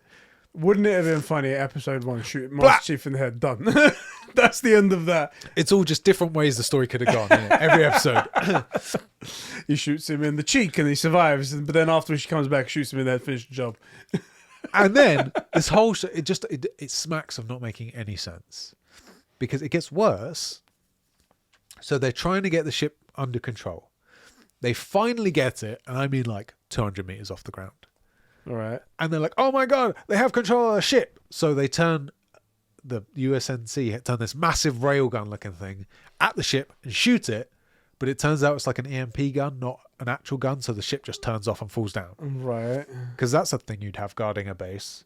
An EMP gun, so strange, right? Not a gun. And then everybody comes out like, oh my God, Chief, blah, blah, blah. The whole army is, I mean, in fairness, that's what you would need for Chief. Fair enough, right? That kind of makes sense. And then Chief's like, oh no, what do we do? Touches the artifact, which then glows, floats, takes control of the ship and flies off. The artifact did that. Yeah. Which also not a thing. So, They've made up a whole bunch of shit for this show, haven't they? oh, yeah, they did. Why did they have the Halo name then? Why isn't this just sci-fi the show? Because just like the reason Halo Infinite wouldn't have sold any copies if it was just Game Infinite, Yeah. they need to use a brand. Yeah. And they need to ruin it. Because, again, the guy that playing Chief looks right. He looks good. He sounds right. It's not being done right. That's so weird. Also, Cortana is an integral part of the game. You play it. How long in the game are you before you get Cortana? It's like 5 minutes. Yeah. Maybe less. Yeah, she's integral. Did we... Oh, yeah, do you see her in the first episode? No, but we hear a reference to her. So Halsey, I think it is Halsey, she goes to the general that wants to kill Master Chief, the humanity's most effective weapon. Goes to her. Chief isn't doing what he's told. Off him. Yeah, she's like, off him. She's like, no, wait, there might be another thing. And the chick's like, I don't want to hear it, but I'll let you say it anyway. And she goes, let me activate the Cortana protocol or something like that. And we're like, aha, we know what this means, except that's a use of words that together don't make sense for the game because we know exactly what it is. Like, anybody that has never played the games knows who Cortana is. Yeah. Microsoft even made their Siri. Like, there's a reason she's called Cortana. However, because everything's so fucking changed in this, can you even trust what you know? So she says, let me activate like the Cortana protocol or something, which we presume means Cortana's in the suit. Yeah, you'd think, right? Except that Cortana is like a nuke. She's a weapons grade AI. That's not something you would just stick in a suit somewhere. Just keep it there, That's turn like, it on every now and again. She's so advanced. They didn't even put her in a warship. She's that. Shit. For example, the new one is just called the weapon. Yeah. She's more powerful than a nuke. I mean, not in terms of like but she's her own kind of weapon. She's a hyper intelligent AI. Who, by the way, we think is kind of sentient. She kind of falls in love with John, right? So how are you going to activate the Cortana thing? How are you going to do this? It doesn't make any freaking sense. It bugs me. I understand some creative license. Like, I get it. But, like, this is... The fact that the showrunners boasted that they weren't following the games. We didn't even look at the games. It's like, that's not a good thing. Why are you saying also, like that? when you have, like, you can see... you can feel the temperature in the room for Halo Infinite and for all of the 343 games. And you can feel the temperature in the room for the OG Bungie games. What are you doing? It's craziness. Sorry, I didn't mean to rant. So you're enjoying it. Good stuff. I'm loving it. Playing proper homage to the roots of the game. It actually hurts because some of it looks okay as well. Yeah, and I get like creative license. The worst thing is that their idea is that, well, we'll depart from the games a bit because we have to get people that don't know the games in. But the thing is, people that didn't know the games played the games, and that was their way in. Yeah. They have a story for getting you in if you don't know it. It was the games. Then the question is, why put the name on there? Then if you're trying to go for someone who doesn't know the game, then. So I didn't mean to rant, but like this hurts me. No worries. Back to Max Payne, yes, which is what the original thing was about. Yeah, well, don't worry. At this part of the show, we got the true bros who want to hear that from you. We went a full Hasan Kahraman. Literally after talking about it as well. Alpha Aquilele writes in, because he is a big Max Payne fan, and he says, breaking. Max Payne 1 and 2 are getting remakes announced on Wednesday. Yep. Never played them. Okay, he's never played them, so he's not a Okay. big fan of them. Big fan of the movie, probably. Maybe, yeah. I mean, everyone is, to be fair. Masterpiece. True Launched cinema. his career.